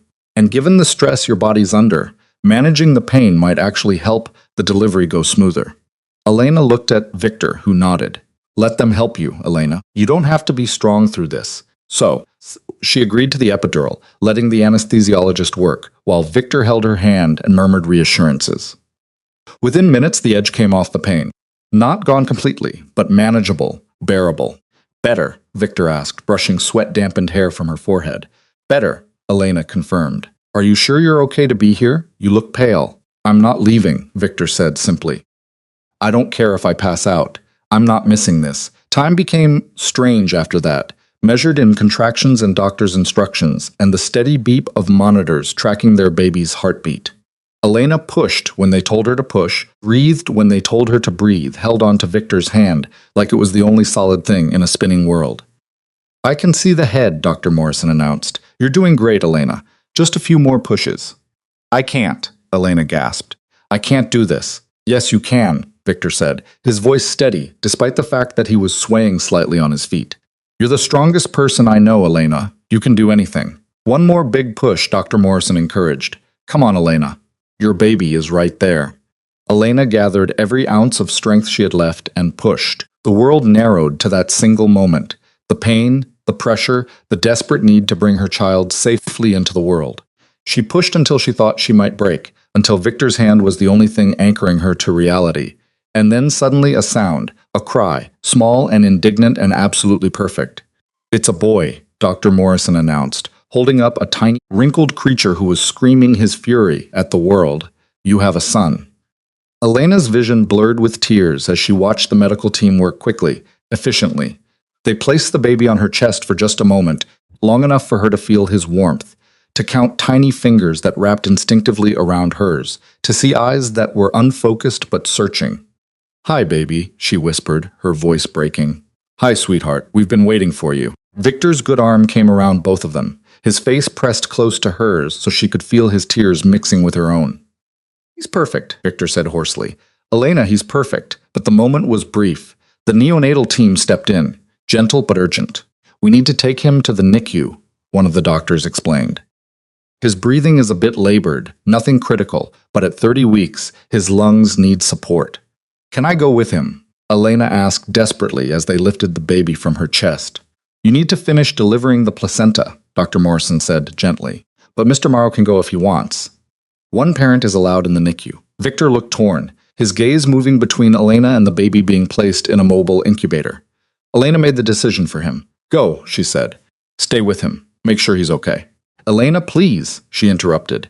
I need to know someone's with him. I need to know he's not alone. Victor pressed a fierce kiss to her forehead. I'll call you the second I know anything. I promise. Then he was following the neonatal team out of the delivery room, moving carefully but determinedly despite his injuries. Elena watched him go, feeling a piece of her heart leave with him. The next 20 minutes passed in a haze. Dr. Morrison completed the delivery, checked to make sure there were no complications, gave instructions Elena barely heard. All she could think about was her son, so small, so fragile, fighting for every breath in the NICU. You did beautifully. Doctor, Morrison said, helping Elena get cleaned up and moved to a recovery room. Your son's vitals looked good, despite the early arrival. The neonatal team is excellent. They'll take good care of him. When can I see him? Elena asked. Once you're stable and cleared to move, probably in an hour or two. For now, you need to rest. Your body just went through significant trauma, but rest was impossible.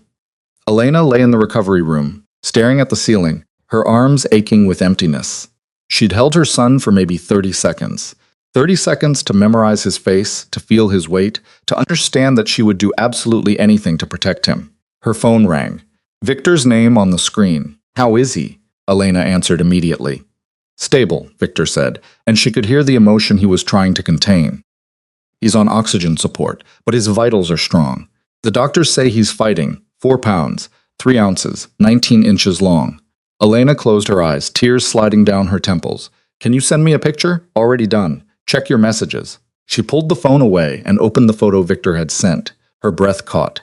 Their son lay in an incubator, tiny and vulnerable, with wires and tubes attached to his fragile body. But his eyes were open, unfocused but aware, and one hand was curled into a fist against his cheek. He looked like Victor, the same strong jawline, the same aristocratic nose, but his mouth was softer, more like hers. He's beautiful, Elena whispered. He's ours, Victor said, his voice rough. Elena, when I saw him, when they put him in my arms for just a second before the incubator, I understood. Understood what? Why you ran. Why you were so desperate to protect him. Because I would burn the world down for this child. I would destroy everything and everyone who posed even the slightest threat. And if that makes me a monster, then I'm a monster. But I'm a monster who will keep our son safe, no matter what it costs. Elena heard the absolute conviction in his voice and felt something shift inside her. This wasn't the calculated, controlled Victor she'd known before. This was someone raw and unguarded, transformed by the sight of his own child. What are we going to name him? Elena asked softly. There was a pause. I hadn't thought about it. Did you have something in mind? Elena had spent months considering names, rejecting most of them as either too common or too unusual. But looking at that photo, at their tiny fighter in his plastic fortress, one name felt right. Alexander, she said. It means defender of men, and I think he's going to need to be strong growing up in our world. Alexander Morrow. Victor tested the name. I like it. It's strong, dignified. He can shorten it to Alex if he wants to, or use the full name when he's commanding boardrooms. You're already planning his corporate takeover, Elena asked, but she was smiling. I'm planning everything, Victor said. His education, his security detail, his future, all of it. Because planning means believing he has a future. And right now, I need to believe that. Is he really okay? Elena asked, needing the truth. The doctors aren't just telling you what you want to hear. He's in the NICU with premature lungs and underdeveloped systems, Victor said bluntly. He'll be here for weeks, maybe months. There will be challenges, but he's breathing on his own with assistance. His heart is strong, and every doctor I've consulted says the prognosis is good. How many doctors have you consulted in the last 20 minutes? 4, Victor admitted. I may have called in some favors. There's now a pediatric specialist flying in from Boston and a neonatologist from Johns Hopkins reviewing Alexander's charts remotely. Despite everything, Elena laughed. Of course there is. Because why rely on just the hospital staff when you can assemble an entire medical dream team? He's my son, Victor said simply. I'm not taking chances. A nurse entered Elena's recovery room carrying a wheelchair. The NICU has cleared you for a visit if you're feeling up to it. Elena was already trying to sit up. I'm up for it. The journey to the NICU felt endless despite being only 2 floors up. The nurse took her through corridors that all looked the same. Sterile, white walls, fluorescent lighting, the antiseptic smell that marked every hospital in the world. Victor met them at the NICU entrance, having changed out of his surgical scrubs, but still visibly injured. "They're letting us both in," he said, "but only for 30 minutes. Alexander needs to rest, and so do you." The NICU was quieter than Elena expected. Hushed voices, soft beeping, the gentle whoosh of ventilators and oxygen machines, row after row of incubators, each one containing someone's tiny miracle or heartbreak. Alexander's incubator was in the back corner, surrounded by monitors and equipment. A nurse stood nearby, checking readings and making notes. She looked up when they approached and smiled. "You must be Mom and Dad. I'm Sarah, Alexander's primary nurse for this shift. He's been doing great, very alert for a 30-weeker. Elena maneuvered her wheelchair as close to the incubator as possible, her eyes drinking in every detail of her son. He looked so small inside the clear plastic walls, so vulnerable. Wires connected him to monitors tracking his heart rate, oxygen levels, breathing. A feeding tube ran through his nose, but his eyes were open, tracking movement with unfocused curiosity. "Can I touch him?" Elena asked. "Of course," Sarah said, opening the small porthole on the side of the incubator. "Just be gentle." Preemies startle easily. Elena reached through the opening, her hand trembling as she stroked one finger down Alexander's arm. His skin was impossibly soft, impossibly warm. When her finger touched his palm, his tiny hand closed around it with surprising strength. "Hi, baby," Elena whispered. "It's Mommy. I'm right here. I'm not going anywhere." Victor's hand covered her shoulder, and when Elena looked up, she saw tears streaming down his face. Not the controlled emotion he usually displayed, but raw, unfiltered feeling. He looked destroyed and rebuilt all at once. "Can I?" Victor asked Sarah, gesturing to the incubator. "Absolutely. Just wash your hands first." Infection control is critical with preemies. Victor scrubbed his hands at the nearby sink, wincing as the motion pulled at his burns. Then he opened the other porthole and reached in, his large hand dwarfing Alexander's entire body. "Hello, son," Victor said quietly. "I'm your father, and I want you to know something. I've done a lot of things I'm not proud of. I've hurt people. I've made choices that would horrify your mother if she knew the full truth. But from this moment forward, everything I do is for you to keep you safe. To give you a world where you can be whoever you want to be. I swear it on my life." Elena watched her son's fingers curl around Victor's thumb, watched this dangerous man become utterly gentle, and felt something inside her settle. Whatever happened next, whatever battles they still had to fight, they would face them as a family. "He has your nose," Elena said softly. "He has your mouth," Victor countered. "And I suspect he's going to have your stubborn streak." "Definitely," Elena agreed, already trying to come into the world on his own schedule instead of waiting like he was supposed to. Sarah cleared her throat gently. "I hate to interrupt, but Mom needs to rest. You can come back in a few hours, and we'll update you on any changes." Elena wanted to protest, wanted to stay right here with her hand touching her son for the rest of her life.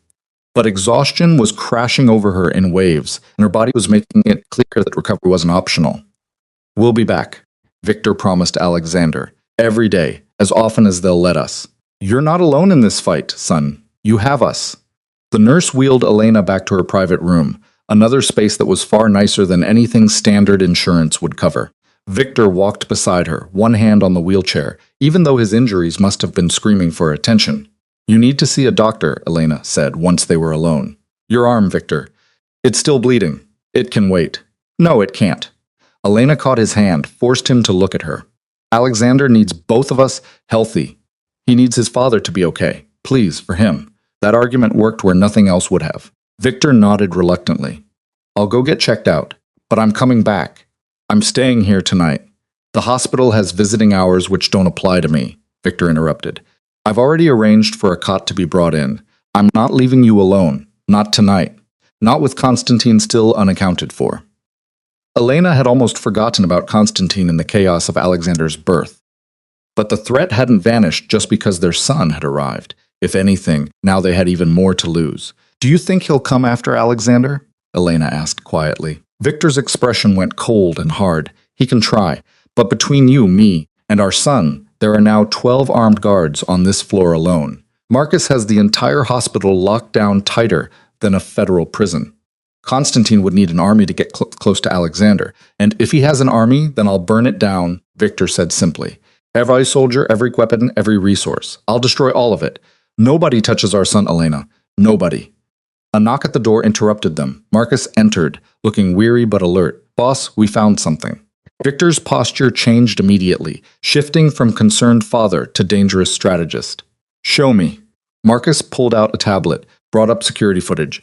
This was captured 2 blocks from the explosion site about 10 minutes after the blast. The video showed a man limping away from the destruction, his face partially obscured by soot and blood. But Elena recognized him from photos Victor had shown her. Konstantin Volkov alive. "He's wounded," Marcus said from the look of it. "But he got out." Victor watched the footage with cold calculation. "Track him. I want to know where he goes, who he contacts, what resources he has left, and I want a full damage assessment on both sides." "Already in progress," Marcus confirmed. "But boss, you need to know, the explosion made the news. Our name is attached to it. There's going to be scrutiny. Police, feds, probably international agencies given the Russian connection. Handle it. Whoever needs to be paid. Pay. Lean on whoever needs to be leaned on. I want this buried so deep it never sees daylight." "Understood." Marcus glanced at Elena, then back to Victor. "Congratulations, by the way, on your son." Victor's expression softened fractionally. "Thank you. Now get out of here and find Konstantin before he regroups."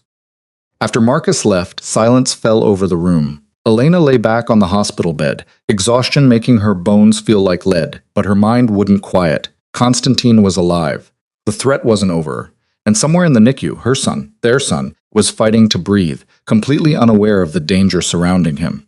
"How do we do this?" Elena asked quietly. "How do we raise a child in your world? How do we keep him safe when there will always be someone like Konstantin trying to use him against you?" Victor pulled the chair close to her bedside, sank into it with a wince. "We adapt. We evolve. We build something stronger than anything Konstantin or anyone else can tear down." "That's not an answer." "It's the only answer I have." Victor said, "Elena, I can't promise you safety. I can't promise you that there won't be threats or dangers or moments that terrify you.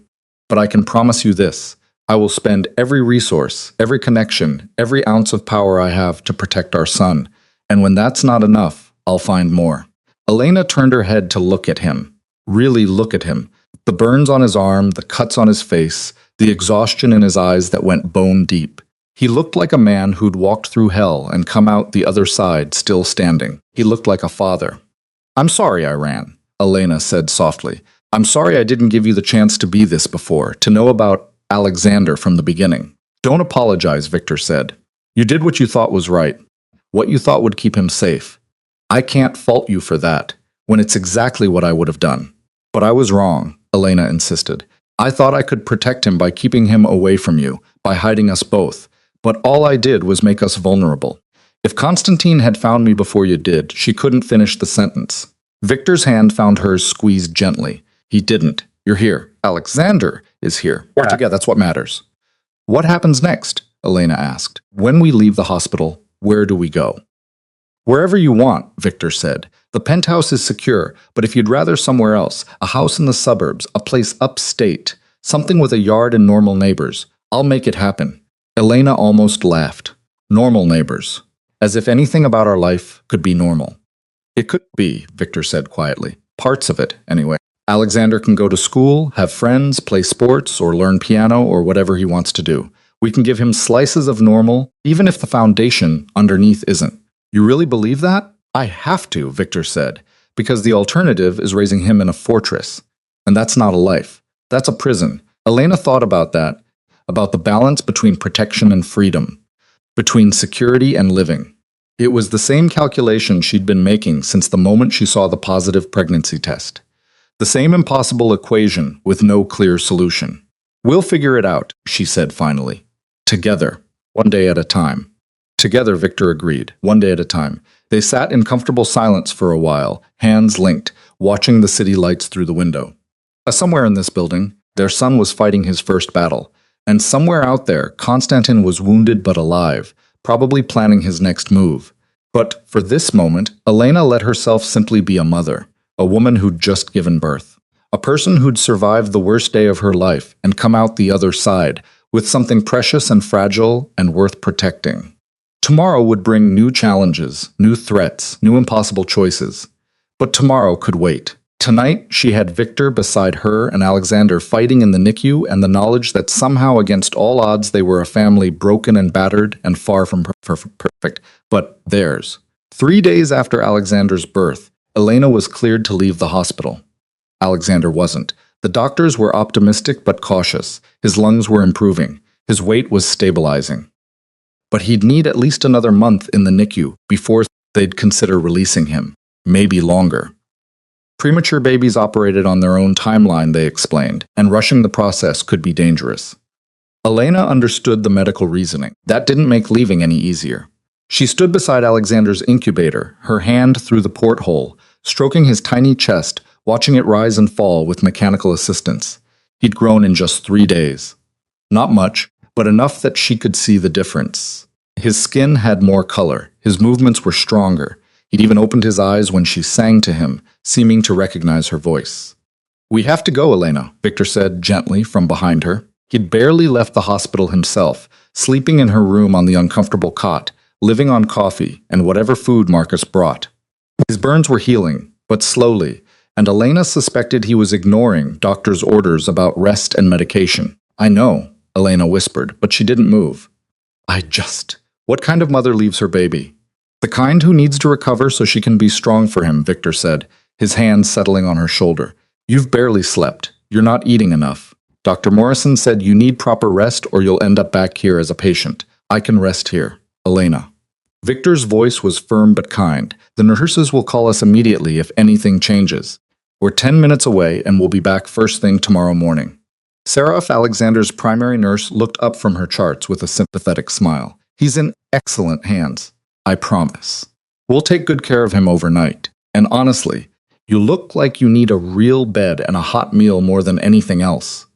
Elena knew they were right. Her body was still recovering from childbirth, and the hospital chair wasn't doing her any favors. But the thought of being separated from Alexander, even by a few miles, made her chest ache. "Talk to him," Victor suggested quietly. "Tell him we'll be back." So Elena leaned close to the incubator, her voice soft. "Hi, sweet boy. Mommy and Daddy have to go home for a little while, but we'll be back tomorrow. You keep being strong, okay? Keep fighting. We love you so much, Alexander. So much." Alexander's hand twitched, his tiny fingers curling and uncurling. Elena chose to believe he heard her, understood somehow that she wasn't abandoning him, just stepping away to gather her strength. The drive back to the penthouse was quiet. Victor had insisted on driving himself despite Marcus's protests, his bandaged arm managing the wheel with practiced ease. Elena watched the city slide past the windows, everything feeling surreal and distant. "Marcus updated me while you were with Alexander," Victor said, breaking the silence. "Constantine's gone to ground. We tracked him to a safe house in Brooklyn, but by the time our people arrived, he'd already moved." Elena's hand moved instinctively to her still, tender abdomen. "Do you think he'll try something now that Alexander's born?" "I think he's wounded and regrouping," Victor said carefully, "which makes him either more dangerous or less, depending on how desperate he is. We're treating him as an active threat until we have confirmation otherwise, meaning the security detail stays, meaning we don't take unnecessary risks, meaning I'm not letting you or Alexander out of my sight more than absolutely necessary." Elena should have bristled at the control in his voice. A week ago she would have. But now with Alexander vulnerable in the NICU and Constantine, somewhere in the city planning who knew what, Victor's protectiveness felt less like a cage and more like armor. The penthouse felt empty when they arrived. Too big, too quiet, missing the one person who should have been there. Elena stood in the living room, unsure what to do with herself. For 3 days, her entire world had been the NICU, the beeping monitors, the hushed voices, the smell of antiseptic and hope. Here, surrounded by luxury and silence, she felt untethered. "You should eat something," Victor said, already moving toward the kitchen. "Then sleep. Real sleep, not the 2-hour stretches you've been managing at the hospital." "I'm not hungry, Elena." Victor turned to face her, his expression gentle but unyielding. "You're recovering from childbirth, and you're supposed to be producing milk for when Alexander can breastfeed." The lactation consultant was very clear about nutrition requirements. "So you're eating even if I have to sit here and watch every bite." Despite everything, Elena felt a smile tug at her lips. "You're bossy when you're worried."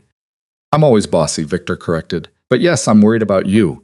About Alexander, about the fact that Constantine is still breathing, so humor me. Eat something. Elena settled onto a bar stool while Victor prepared a plate. Grilled chicken, roasted vegetables, fresh bread.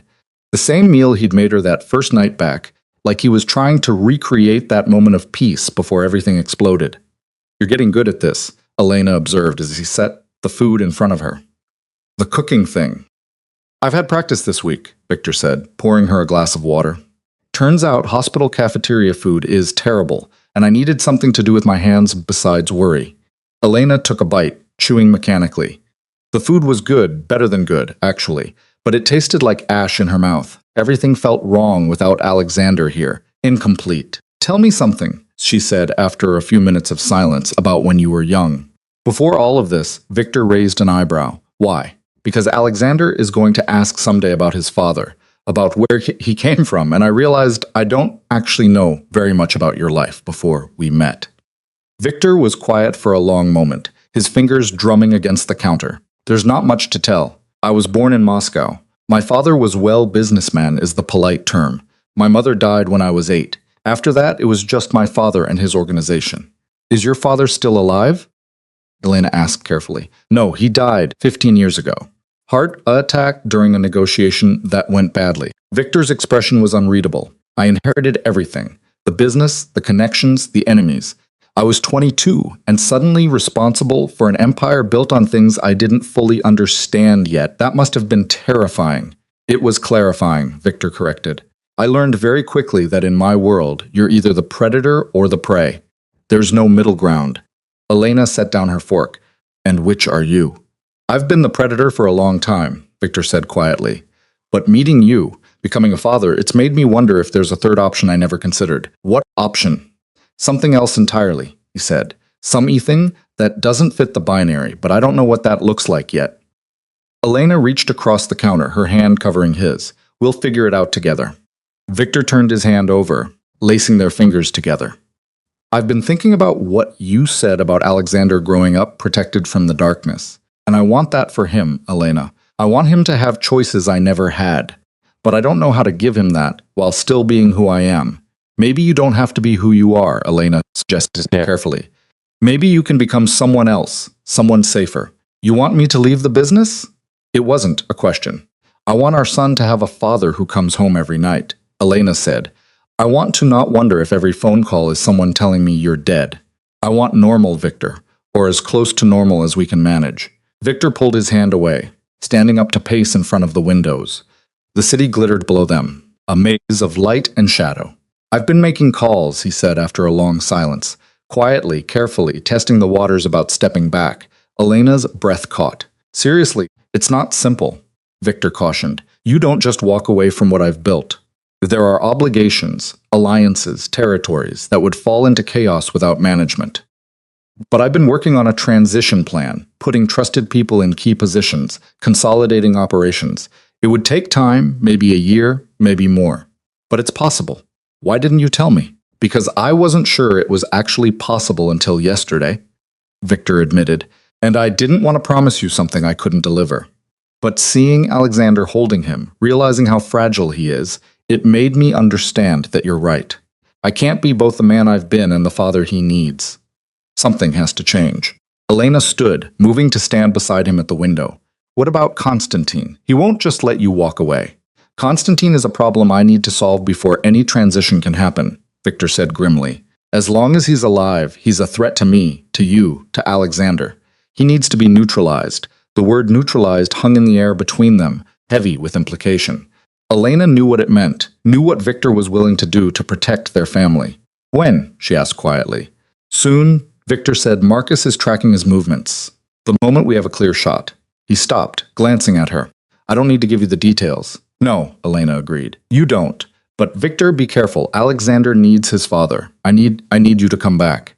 Victor turned to face her fully, his hands framing her face with a gentleness that contradicted everything he was. I'm coming back. I swear it. Constantine made the mistake of threatening my family. That's not something I forgive or forget. They stood like that for a moment, foreheads touching, breathing the same air. Elena felt the tension in Victor's body, the coiled readiness of someone preparing for violence, but she also felt his warmth, his solid presence, the way his hands trembled slightly against her skin.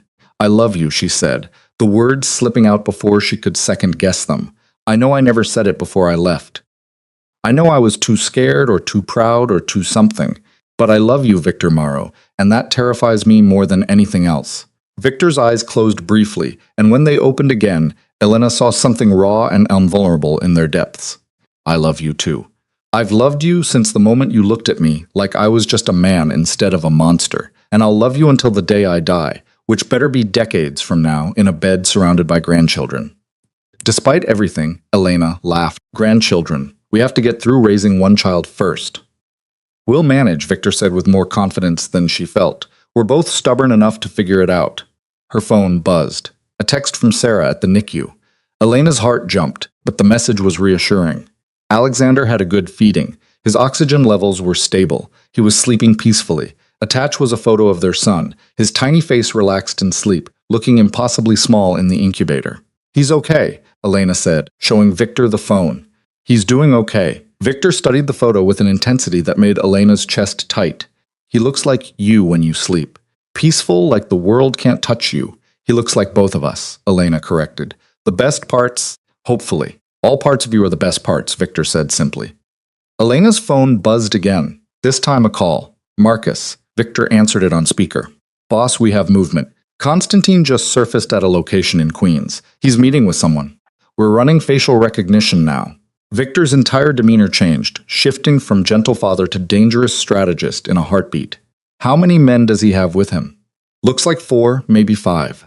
He's wounded still, moving carefully. This might be our window." "Assemble the team," Victor ordered. "I want full tactical gear. And Marcus, I want him alive if possible. I have questions that need answering." "Understood. ETA 30 minutes. Victor ended the call and turned to Elena, his expression apologetic. "I have to go, I know." Elena forced herself to sound calm, even though panic was clawing up her throat. "Just please be careful. Please come back." "Always," Victor promised. He kissed her fierce and quick like he was trying to memorize the taste of her. Then he was moving toward his office, already making calls, organizing resources, becoming the man who commanded an empire built on shadows and violence. Elena watched him go, feeling helpless and terrified. She wanted to beg him to stay, to send someone else, to choose safety over revenge. But she understood now, in a way she hadn't before, that this wasn't about revenge. This was about protection, about eliminating a threat so complete that their son could grow up without looking over his shoulder. 20 minutes later, Victor emerged dressed in tactical gear that made him look like something from a military operation. Kevlar vest, weapons concealed but clearly present, his expression cold and focused. "There are 12 guards stationed throughout the building," he said. "All business now." Marcus left 2 men specifically assigned to this floor. "Do not open the door for anyone except me or Marcus. Do not leave the penthouse. If anything feels wrong, anything at all, you call me immediately." "Victor, promise me," Elena. His hands gripped her shoulders. "Promise me you'll stay safe. I can't do what I need to do if I'm worried about you." "I promise," Elena said. "Now you promise me you'll come back." "I promise." He kissed her forehead, then stepped into the elevator. The doors closed and he was gone. Elena stood in the suddenly empty penthouse, listening to the silence press against her ears. She tried to distract herself. Television, a book, the laptop Victor had given her to start researching her art history coursework. But nothing held her attention. All she could think about was Victor walking into danger while Alexander fought his own battles in the NYCU, and she stood here, useless and afraid. Her phone rang. Unknown number. Elena almost didn't answer, remembering Victor's warnings, but something made her swipe to accept. "Hello, Elena Carter."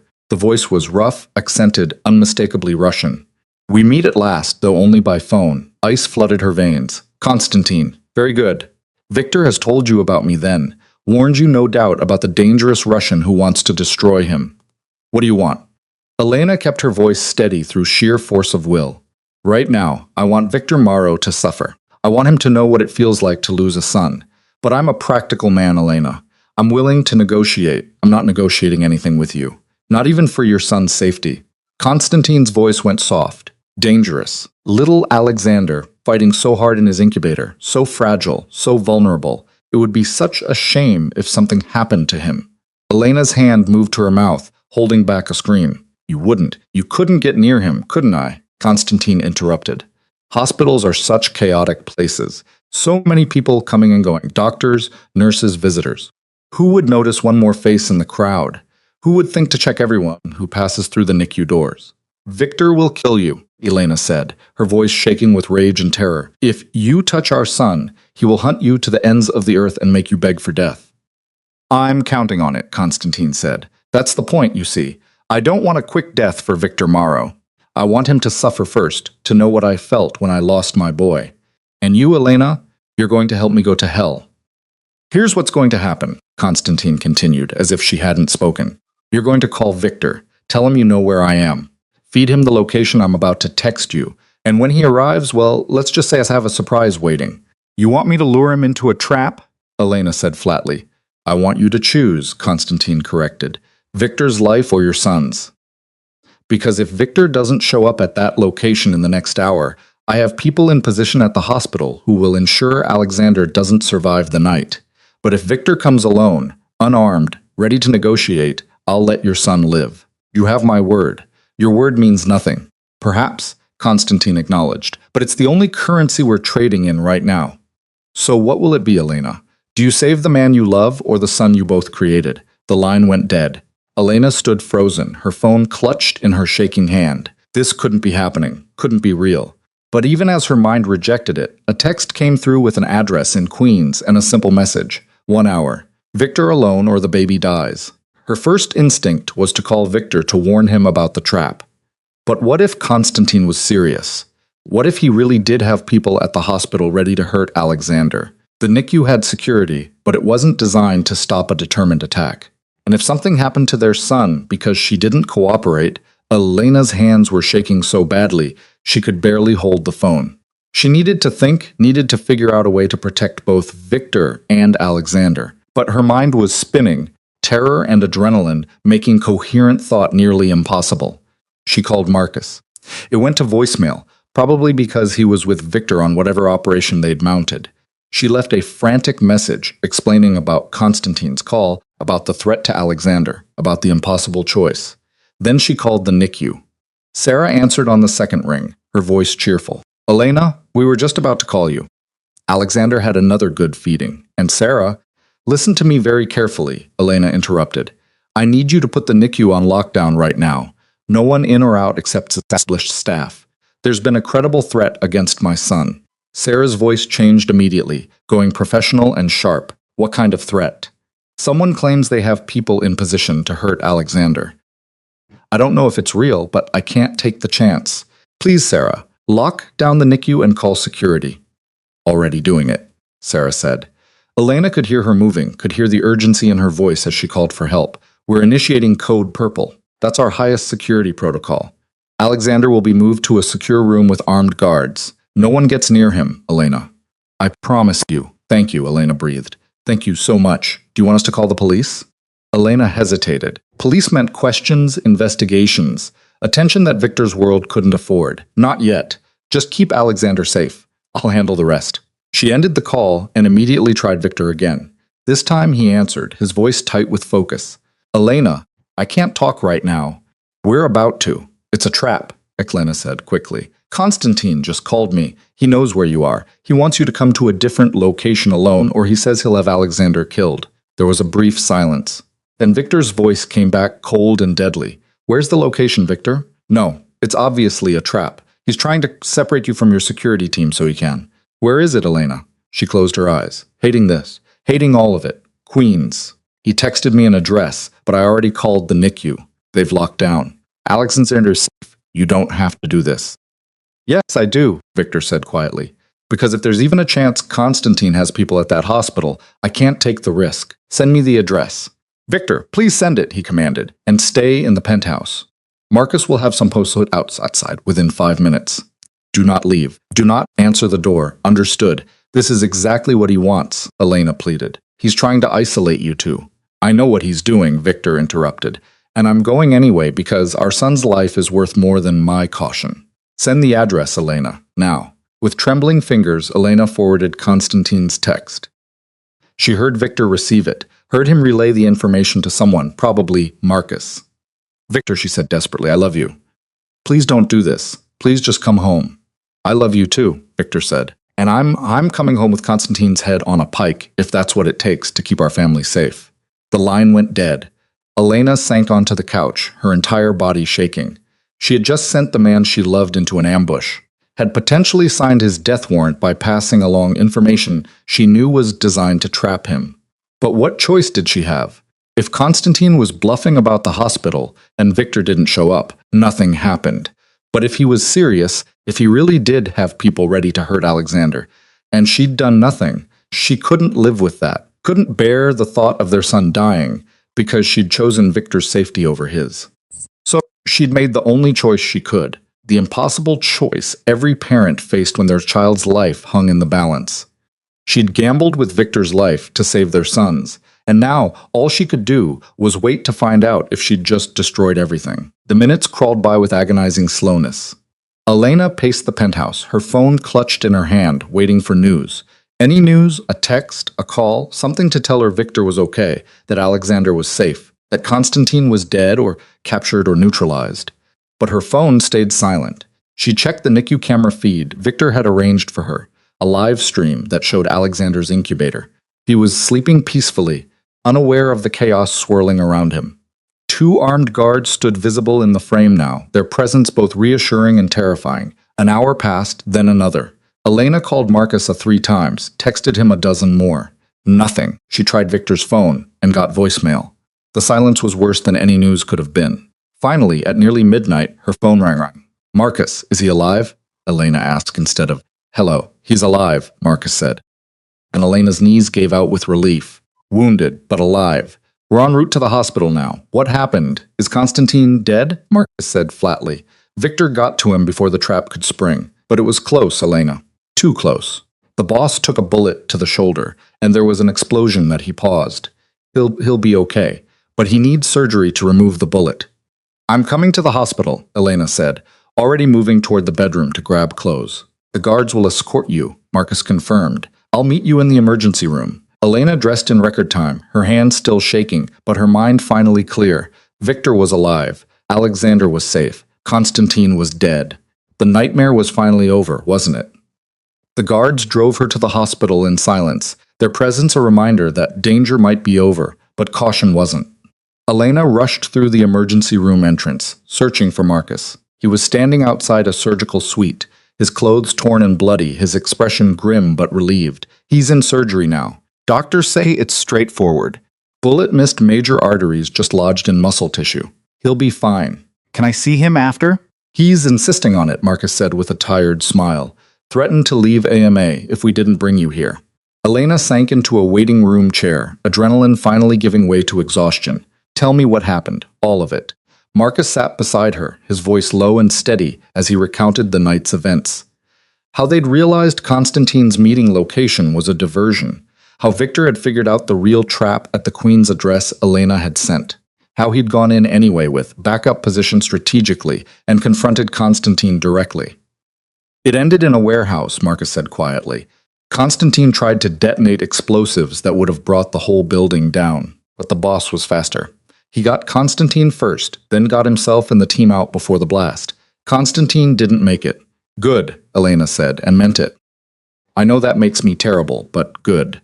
He threatened our son. He deserved whatever he got. You're not terrible, Marcus said gently. You're a mother protecting her child. There's nothing more human than that. They sat in silence while doctors worked on Victor. Elena checked her phone obsessively, monitoring the NICU camera feed, making sure Alexander was still safe and sleeping. Sarah sent updates every 30 minutes. All stable, all good, the lockdown holding firm. Finally, after what felt like hours, but was probably only one, a surgeon emerged. Miss Carter, Mr. Morrow is out of surgery. Everything went smoothly. He's in recovery now, and you can see him shortly. Relief flooded through Elena. So completely she thought she might cry. He's okay. Really? Okay. He'll be sore for a while, and he'll need to take it easy during recovery. But yes, he's fine. Tough man, you're Mr. Morrow. Most people would be in shock after what he went through tonight. He was giving us instructions about security protocols while we prepped him for surgery. Despite everything, Elena laughed. That sounds like him. 20 minutes later, she was escorted to Victor's recovery room. He was already awake. Of course, he was arguing with a nurse about discharge timelines. You just had surgery, the nurse was saying firmly. You need at least 24 hours of observation before we even discuss Elena. Victor's eyes found hers, and everything else fell away. You're here. Where else would I be? Elena moved to his bedside, her hand finding his carefully. How are you feeling? Like I got shot and then blown up, Victor said honestly. But alive? We're both alive. And Alexander is safe. That's what matters. The nurse huffed and left them alone. Elena pulled a chair close to the bed, studying Victor's face. He looked exhausted, battered, but triumphant somehow, like he'd finally slay the dragon that had been chasing them. Is he really dead? Elena asked quietly. Constantine. Very, Victor confirmed. Marcus identified the body personally. It's over, Elena. The threat is over. She wanted to believe him, wanted to let relief wash away the last 7 months of fear and running. But something held her back. Some instinct that said their problems couldn't be solved so neatly. What about his organization? She asked. His people. Won't they come after you for revenge? I've already been making calls, Victor said. Constantine's death leaves a power vacuum. I've offered to help fill it peacefully. Most of his lieutenants are pragmatic men. They'll take the deal rather than risk war. And if they don't, then Marcus handles them, Victor said simply. But I don't think it'll come to that. Constantine was operating alone at the end. His vendetta against me wasn't shared by his entire organization. They'll be relieved to move on. Elena hoped he was right. Prayed he was right because she didn't know how much more of this she could take. The fear, the violence, the constant threat hanging over their heads. I want to see Alexander, Victor said suddenly. Is he still in lockdown? Yes, but I can have Sarah clear you. Give me a second. Elena texted quickly, got an immediate response. She says you can come up as soon as you're cleared to move, which according to your surgeon won't be for at least 24 hours. Victor's expression turned stubborn. I'm not waiting 24 hours, Victor. I just killed a man to protect our son, he said quietly. I'm not spending one more second away from him than absolutely necessary. So, either they clear me to move or I'm leaving AMA. Elena knew that tone, knew that nothing, not doctors, not common sense, not the risk of ripping his stitches, would change his mind. Fine, she sighed. But you're using a wheelchair. Non-negotiable. Deal. It took another hour of arguing with medical staff, signing forms, and promising to return if there were any complications. But finally, Victor was settled in a wheelchair, with Elena pushing him toward the elevator. The NICU was still on lockdown, but Sarah met them at the secure entrance with a smile. I heard we have a very determined visitor. Come on back. Alexander's been asking for you.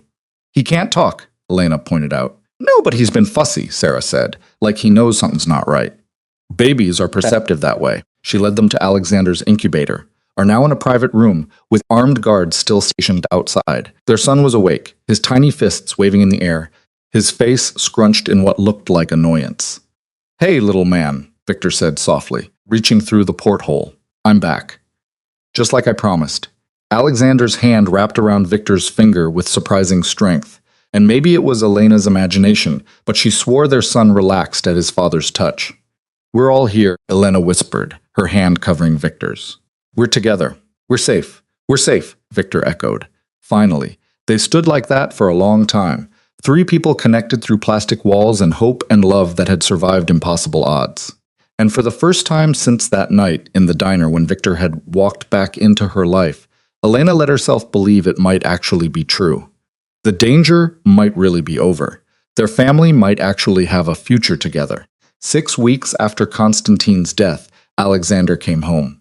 Elena stood in the nursery Victor had created while she'd been at the hospital, a room painted in soft grays and whites, filled with furniture that was both beautiful and functional. A crib that probably cost more than her old car, a changing table stocked with supplies, a rocking chair positioned by the window where she could watch the city while feeding their son. It was perfect, almost aggressively perfect. Like Victor had poured all his anxiety about being a good father into creating the ideal space. You think you'll like it? Victor asked from the doorway. He was still healing from the gunshot wound, moving carefully to avoid pulling stitches, but the doctors had cleared him for light activity, which in Victor's case meant obsessively preparing for Alexander's homecoming. He's 6 weeks old, Elena said with a smile. He won't care about the decor, but yes, it's beautiful. You did good. Victor moved into the room, his hand trailing over the crib rail. I keep thinking about what you said. about him growing up protected from the darkness. And I wonder if creating this perfect room is enough, or if I'm just painting over problems instead of actually solving them. Elena crossed to him, her hand settling over his. You've done more than paint over problems, Victor. You've restructured your entire organization. You've put distance between yourself and the illegal operations. You're transitioning to legitimate businesses. It's taking longer than I wanted, Victor admitted. There are connections that can't be severed cleanly, obligations that need to be fulfilled carefully, but I'm working on it. Every day, I'm working toward becoming someone Alexander can be proud of. He's already going to be proud of you, Elena said softly. Because you're his father. Because you're here. That's what matters. Victor turned to face her fully, his expression vulnerable in a way she rarely saw. What if I'm terrible at this? At being a father? Then you'll learn, Elena said simply. It's the same way I'm learning to be a mother. We'll figure it out together. One disaster at a time. Despite his obvious nerves, Victor smiled. One disaster at a time. I can work with that. The doorbell chimed. Marcus arriving with the final preparations for bringing Alexander home. He'd arranged everything. A pediatric nurse to help during the transition, security protocols that wouldn't feel like living in a fortress, supplies and equipment that had been vetted by 3 different doctors. Car seats installed, Marcus reported. Medical team is on standby, and I've triple-checked the route from here to the hospital. No security concerns. You know, you don't have to be our personal assistant, Elena said gently. You've done so much already, Marcus shrugged. The boss saved my life more times than I can count. Helping him bring his son home is the least I can do. An hour later, Elena sat in the back of the SUV, with Alexander in her arms, finally freed from monitors and tubes, and the clinical smell of the NICU. He was still tiny, barely 6 pounds after 6 weeks of growth, but strong, fighting every day, getting a little bigger, a little stronger, a little more ready for the world. Victor sat beside her, his hand constantly reaching out to touch Alexander's head, his chest checking that he was real and breathing and actually coming home with them. He's okay, Elena said for the 3rd time. The doctors cleared him. He's ready. I know, Victor said, but his hand didn't stop moving. I just keep thinking about how small he is, how fragile. What if something happens and we're not in a hospital? That's what the pediatric nurse is for, Elena reminded him. And the monitor that tracks his breathing and the direct line to Dr. Morrison. Victor, we have more medical support than most people get in an actual hospital. I know, Victor repeated. I know I'm being irrational, but he's my son, Elena. I can't help it.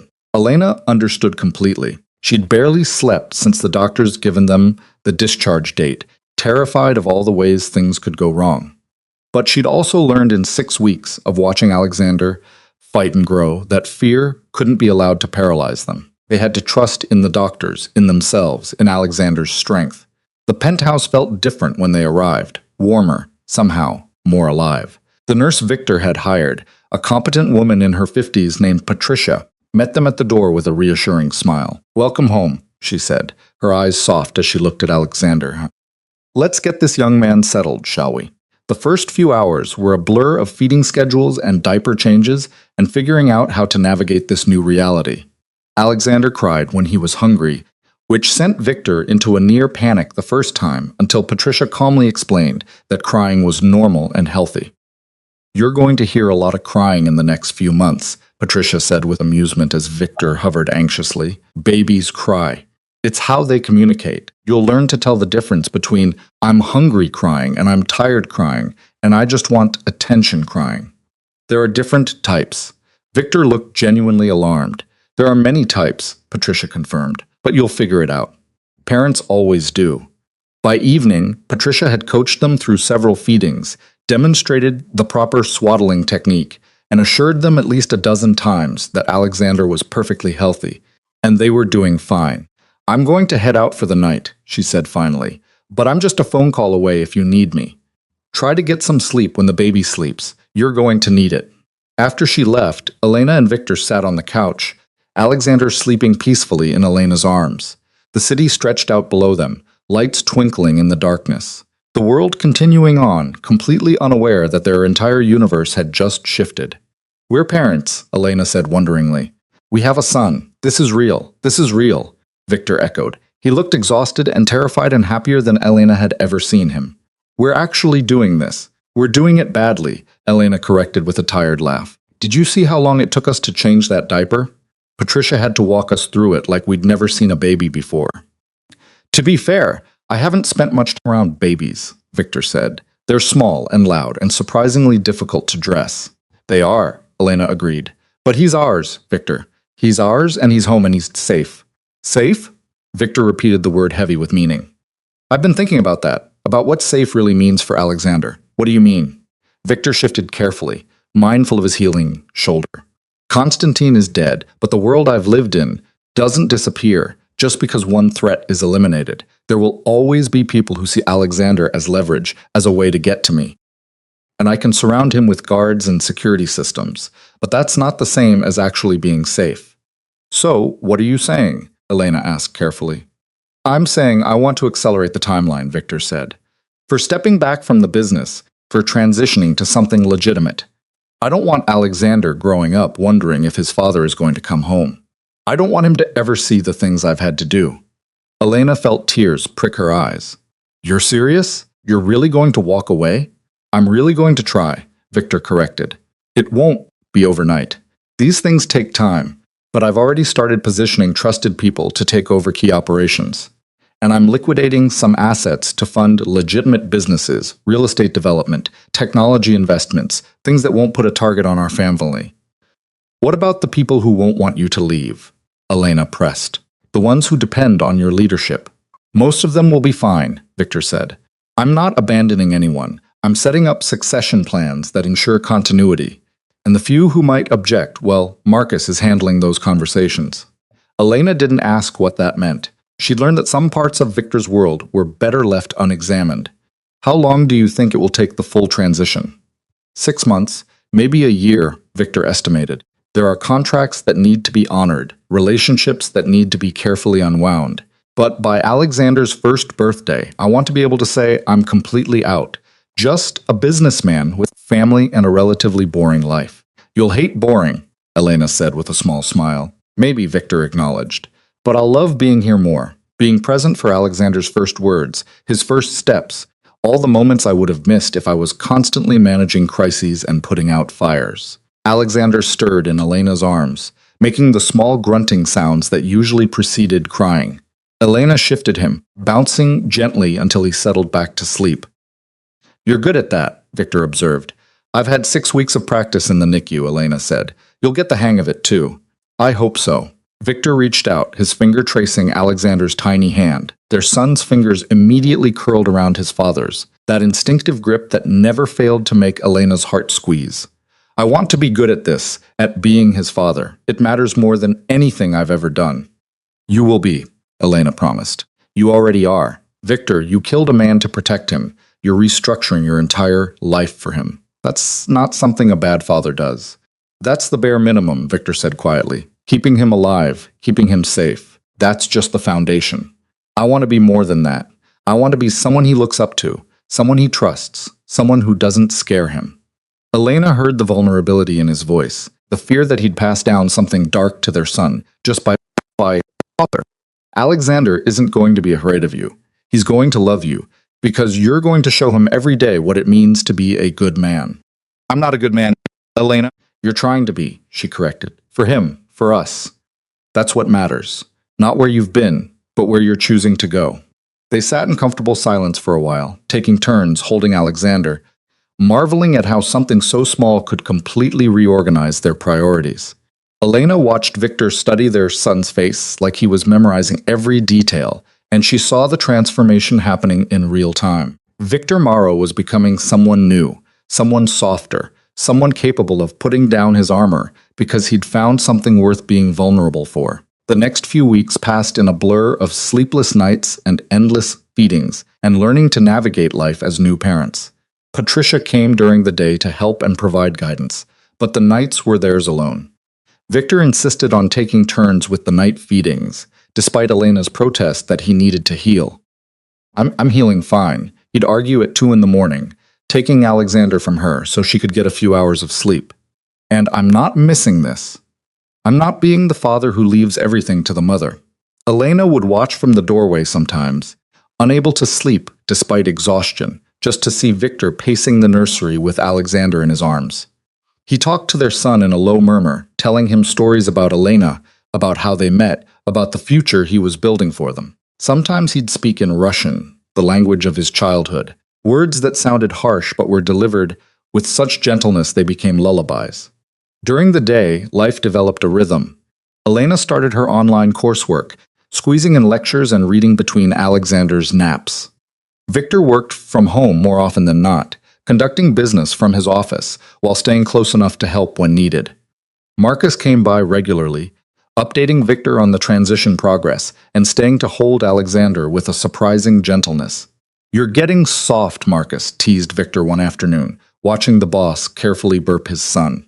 "I'm getting smart," Victor corrected. "Soft would be letting my guard down. I'm just redistributing my priorities." "Fair enough," Marcus said. "For what it's worth, boss, the transition is going smoother than expected. Most of your associates understand the position you're in. The ones who don't, well, they're learning to understand." Elena didn't ask what that meant. She was learning to exist in the space between Victor's two worlds, the one he was leaving behind and the one he was building for their future. It wasn't always comfortable, but it was theirs. 3 months after bringing Alexander home, Elena woke to find Victor's side of the bed empty. She checked the time, 4 in the morning, too early even for Alexander's usual feeding. She found Victor in the nursery, sitting in the rocking chair with their son in his arms, both of them awake and watching each other. "Couldn't sleep?" Elena asked softly from the doorway. "He was fussy," Victor said. "I didn't want him to wake you." Elena crossed to them, perching on the arm of the chair. Alexander was alert but calm, his eyes still that unfocused blue of infancy, tracking between his parents' faces. He was getting bigger, stronger. His cheeks had filled out. His limbs had grown chubby with healthy baby fat. He looked less like a fragile preemie and more like a regular baby. "What were you thinking about?" Elena asked, reading the contemplative expression on Victor's face. "About how different everything is now?" Victor said quietly. 3 months ago, I was someone else entirely. Someone who solved problems with violence. Someone who measured success in territory controlled and enemies eliminated. And now I'm sitting here at 4 in the morning holding my son and realizing that this right here is the only success that actually matters. The transition is going well then, Elena guessed. Better than expected, Victor confirmed. I'm almost completely out of the problematic operations. Most of what's left is legitimate business that just needs proper management. Marcus is taking over the few remaining connections that need careful handling. How does that feel? Letting go. Victor was quiet for a moment, his hand gentle on Alexander's back. Terrifying. Liberating. Like I'm standing at the edge of a cliff and choosing to jump, trusting that there's something better waiting below. But when I look at Alexander, when I imagine him growing up asking what his father does for a living, I want to have an answer that doesn't make him afraid or ashamed. You're going to, Elena said, her hand covering his. You're already doing it. Alexander made a small noise. Not quite a cry, just a sound of awareness. Victor lifted him higher, supporting his head with practiced ease now, and smiled when their son's mouth quirked in what might have been a smile or might have been gas. Hello, little man, Victor said softly. You have no idea how much you've changed everything, do you? How you took two people who were falling apart and gave them a reason to build something better. He's very wise for 3 months old, Elena said with a smile. He is, Victor agreed seriously. Look at him. Already knows how to get what he wants. Already has us completely wrapped around his tiny fingers. He's going to be dangerous when he grows up. He's going to be loved, Elena corrected. That's what matters. They stayed like that for a while, the three of them existing in the quiet pre-dawn darkness. These were the moments Elena treasured most. Not the grand gestures or expensive gifts, but the simple intimacy of being together, of watching Victor transform from the dangerous man she'd run from into the devoted father she'd barely dared to hope for. As summer turned to fall, Alexander grew and changed with startling speed. He smiled, real smiles, not gas, when Victor came home. He laughed when Elena made silly faces. He rolled over, grabbed toys, started showing the personality that had been hidden beneath premature fragility. Victor kept his promise about the business transition. By Alexander's 6-month birthday, he divested himself of every illegal operation, leaving only legitimate holdings that he managed through proper channels. The change was remarkable. He came home earlier, slept better, carried less tension in his shoulders. I had a meeting today, Victor said one evening while they were giving Alexander a bath with a real estate development firm about a partnership on luxury condos downtown. That sounds very legitimate and boring, Elena teased, supporting Alexander's head while Victor carefully washed their son's squirming body. It was, Victor agreed completely, mind-numbingly boring, and it was perfect. No guns, no threats, no wondering if the other party was planning to betray me. Just numbers and contracts and normal business negotiations. You like it, Elena observed. I do, Victor admitted, more than I thought I would. There's something satisfying about building, instead of just controlling, about creating things that will last, instead of just managing crisis after crisis. Alexander splashed, sending water over both of them. Victor laughed, a sound that still surprised Elena with its genuine warmth, and lifted their son out of the baby tub. You're trouble, Victor told Alexander. Seriously, just like your mother. I'm trouble, Elena protested, wrapping Alexander in a towel. I'm not the one who brought organized crime into our relationship. Fair point, Victor conceded, but you're the one who ran away while pregnant and made me chase you across the city. I had good reasons, Elena reminded him. You did, Victor agreed, his expression softening, and I don't blame you for any of it. You were protecting our son. I can't fault you for that, when it's exactly what I would have done. After Alexander was asleep, Elena and Victor settled on the couch with wine, her first glass, since before pregnancy. Victor had been saving a special bottle for when she was cleared to drink again, and they were celebrating both that milestone and the fact that Alexander had gone 4 hours between feedings the previous night. I've been thinking, Victor said, swirling his wine, about what comes next for us. What do you mean? I mean, we've been so focused on surviving, on keeping Alexander safe, on managing the transition, on just getting through each day that we haven't talked about the future, our future beyond just being parents. Elena set down her glass. What kind of future did you have in mind? Victor pulled something from his pocket, a small velvet box that made Elena's breath catch. The kind where I do this properly, where I ask instead of just assuming, where I give you the choice I never really gave you before. He opened the box, revealing a ring that was both simple and stunning. A single diamond, flawless and perfectly cut, set in platinum. Not ostentatious, not designed to show off wealth, just beautiful. Elena Carter, Victor said, his voice steady despite the emotion in his eyes. 7 months ago, I walked into a diner and found you carrying my son. I tried to command my way back into your life because that's all I knew how to do. I made demands and threats and used Alexander as justification for control. But somewhere along the way between his birth and bringing him home and learning to change diapers at 2 in the morning, I realized something. I don't want to own you. I don't want to control you. I just want to be with you, to build a life with you, to raise our son together, and maybe give him siblings someday, and grow old arguing about whose turn it is to handle the night feeding. Elena was crying now, tears streaming down her face while she laughed at the same time. So I'm asking, Victor continued, not demanding, not using our son as leverage, just asking.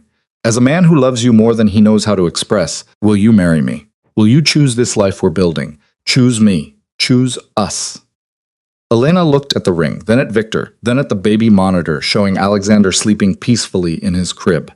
She thought about the journey that had brought them here, the fear, the running, the impossible choices. She thought about Victor in the NICU, holding their premature son with trembling hands. Thought about him at 4 in the morning, pacing the nursery and whispering promises in Russian. Thought about the man he'd been versus the man he was becoming. Yes, she said simply. Yes, I'll marry you. Yes, I choose this, all of it. Victor's hand shook slightly as he slid the ring onto her finger. Then he was kissing her fierce and gentle all at once, and Elena tasted salt from both their tears. I'm going to spend the rest of my life making sure you never regret this, Victor promised against her lips.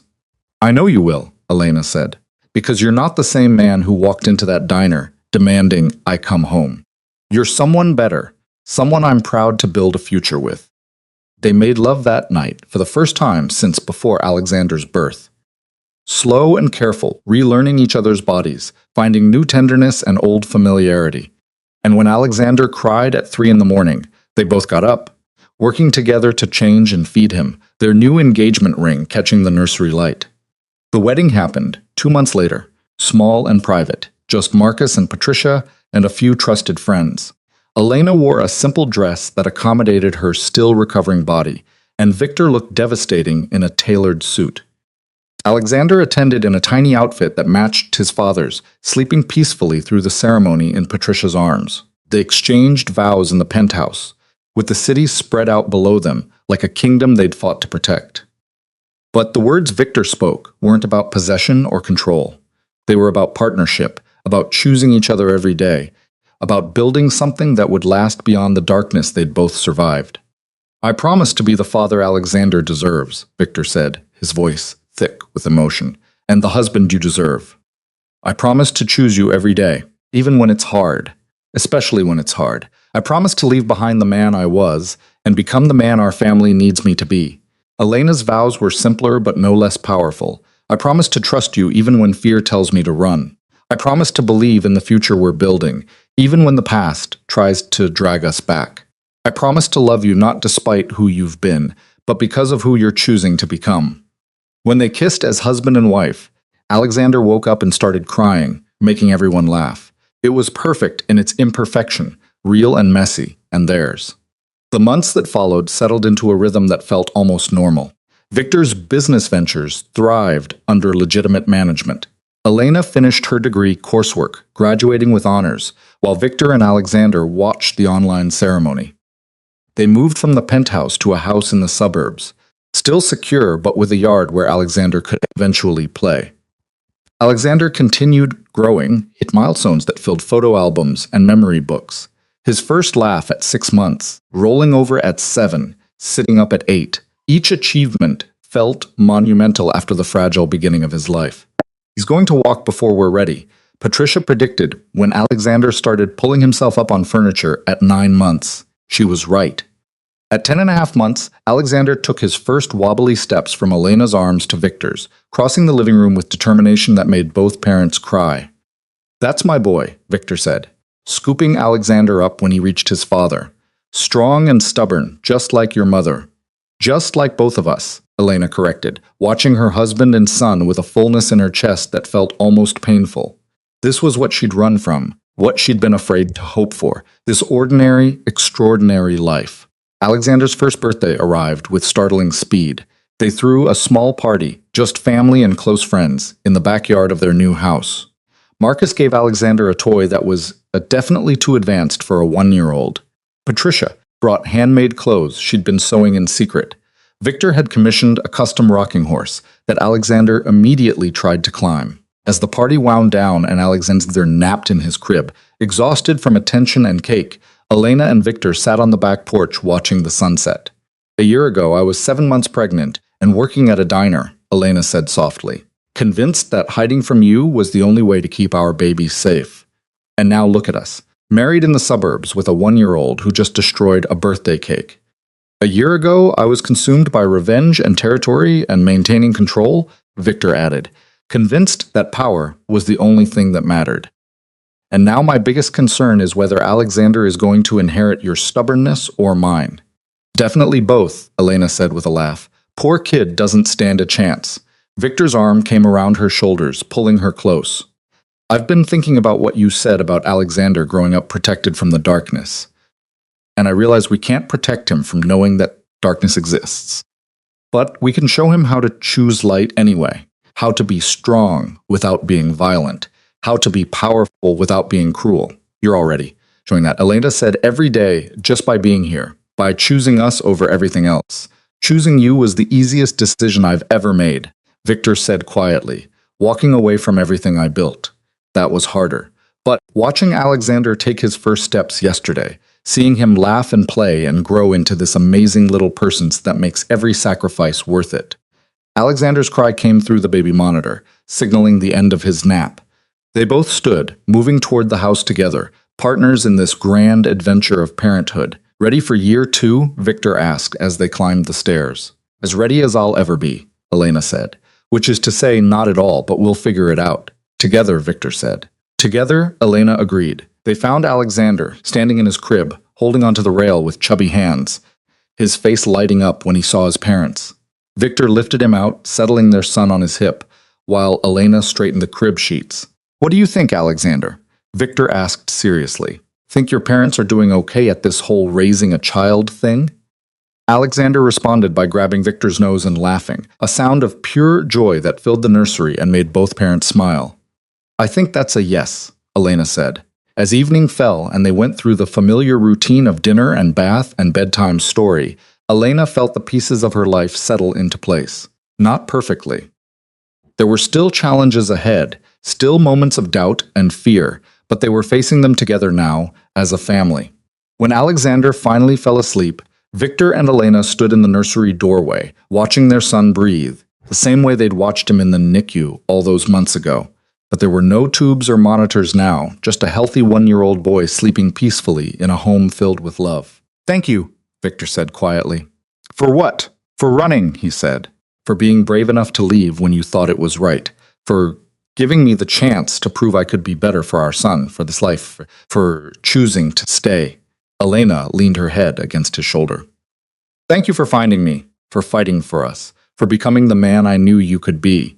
They stood in comfortable silence, watching Alexander sleep, and Elena realized something profound. She'd spent so long running from Victor's darkness that she'd almost missed the possibility of his light. Almost missed the chance to see what happened when a dangerous man found something worth being gentle for. Their journey hadn't been easy. It had been messy and terrifying, and filled with impossible choices. But standing here now, with their son sleeping peacefully, and their future stretching out before them, Elena wouldn't change a single moment. Because every fear, every doubt, every moment of running had led them here, to this house in the suburbs, to this family they'd built from fragments and hope, to this life that was imperfect and beautiful and completely, utterly theirs. Victor pressed a kiss to her temple. Come on, let's let him sleep. They left the nursery door cracked the way they always did and walked hand in hand down the hallway. Behind them, Alexander slept on, dreaming whatever dreams 1-year-olds had. Ahead of them, the future waited, uncertain, challenging but faced together. And Elena, who'd once thought the only way to protect her child was to run, finally understood the truth. The strongest protection wasn't distance or hiding or fear. It was love, fierce, imperfect, unbreakable love, and they had that in abundance.